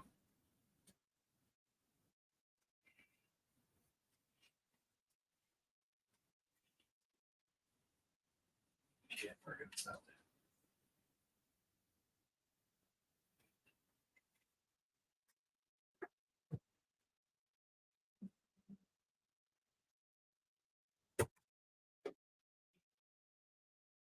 All right. So now, if this was done right, when we come and look at our layers, we should have a little head pop up over here. There he is. But that didn't do the way that I intended it to. Didn't really work the way that I wanted it.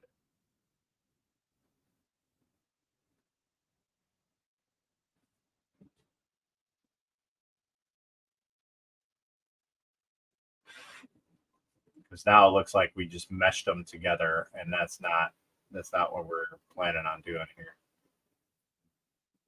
This basically should be a negative space.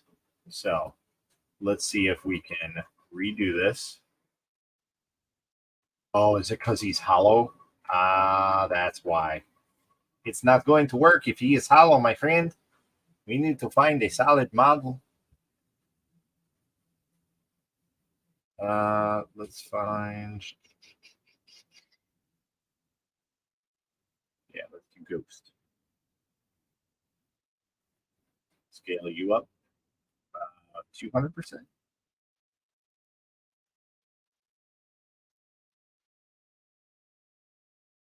Move center. All prepare. Ooh. Okay. There we go. That's better. That's what it's supposed to be like. So when we come down here, we have a negative space.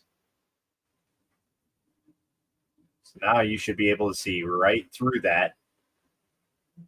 And what's cool is when you print this in a clear resin, and then what you can do is, as long as you do this correctly and you have the bottom open, because you want to make sure that you have somewhere to drain the resin out of, right?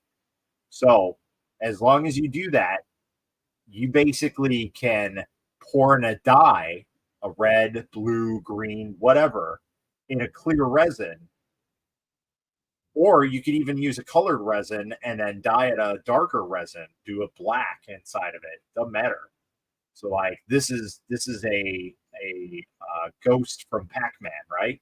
So what I can do is I can print this in clear resin, this box, and then what I can do is I can put, yellow resin in here or a yellow dye of some sort and just kind of dye and coat the inside of this and do it that way. You could do all kinds of crazy stuff with it. It's so cool. It's cool.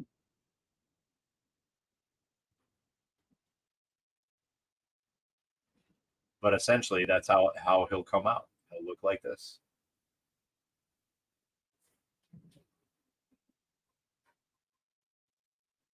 So now he's stuck inside. What's in the box? What's in the box? But since we kind of messed up the Z there, because as you can see, there's a little bit of an issue here. So what we're going to do is we're going to move the Z down.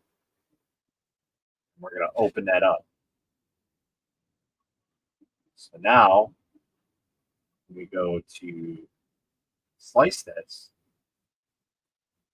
There should be no problems, no extra pieces there. So you see that piece that's there right now? Because we moved the Z down a little bit, we eliminated that piece. And there's nothing in there that's showing of those couple pieces. Now we can easily get rid of that at any point in time. That's fine, but yeah, you can do some real cool stuff. So this is essentially how it would print. There's the eyeballs. There's that. And that is closing up, and there you go. That's it. Such a cool little feature. Definitely not a feature that's used by many, but I saw one specific use for it, and that was like snow globes, because you can essentially make anything into a snow globe, like, or a Pokeball. Like you can put a little Pokemon in it. You can do all kinds of crazy stuff with it. You just got to know what you're doing with that. So like, let's say I brought this back. Okay. So let's say I wanted to create a mold. So now what I can do is I can go ahead, select this, prepare, cut this in half. We'll do Y, and we'll do 0. Okay. For moving this, right? That should be 0. Okay. So now what we're going to do is we're going to apply this. And now we have 2 halves. Now look at this cool shit. Now we have a negative mold of a ghost. How cool is that? You literally make anything you want. So like, let's say you did clay figures or something. You could essentially use this for a clay mold. Okay, something simple. You couldn't use it as a resin mold because resin on resin is not going to work at all. No matter what releasing agent you put on there, but you can do things like that even. Like that is the craziest stuff that you can do. So you do all kinds of cool things. 8,000. Or if you had a Pokeball, you can cut it this way.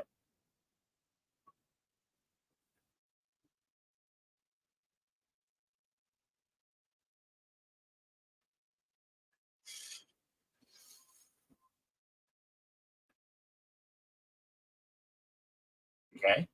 And then you can essentially just take it and you have your bottom half of your Pokemon, your top half of your Pokemon, and then you could just kind of seal it together. It's a little harder to do that, but it'll work.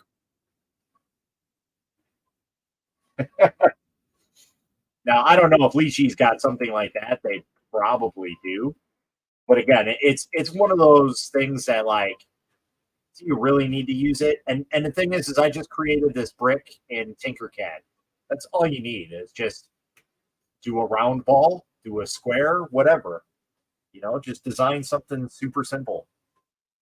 The ball is probably the coolest thing. Like, I don't think I ever created a ball, but you could definitely do that.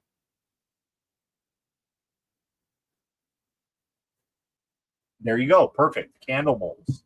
Bingo, right there. You can make all kinds of interesting molds. Very interesting molds. You know, very interesting molds.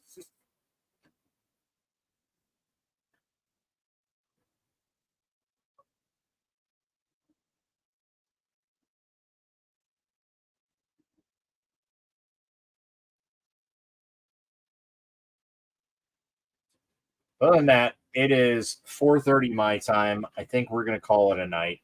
And yeah, if you guys need any other tips and tricks, let me know. But that's just some of the options in Shitubox. I'm sure I can go even a hell of a lot farther. But yeah, I just sent some pictures of keychains I made on my X1C I designed in Tinkercad. See, Tinkercad for the win, baby.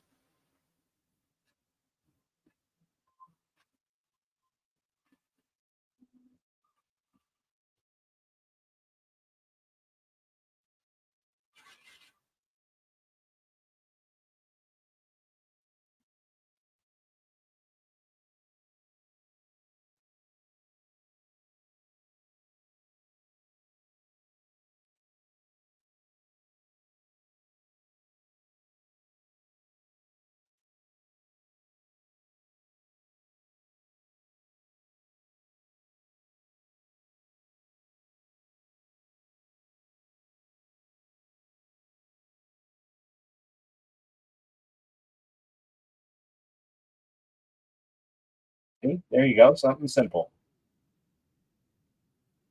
And those are perfect. That's what I would have easily done.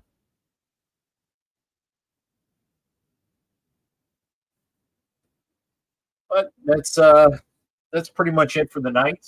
Again, I thank you guys all for sticking around and chit chatting in this almost 4 hour live stream. Good lord! Um, but yeah, it's been an eventful day. We got the one printer up and running. I just need to get an actual print going on it because it doesn't want to print right now, and it's aggravating the shit out of me. So we got to figure out what's going on with that. But yeah, we'll get it all situated. And sorry for the caps. It's fine. But yeah, if you guys need any other help, you know where to find me. I'm always available. And yeah, until next time, guys. Happy printing.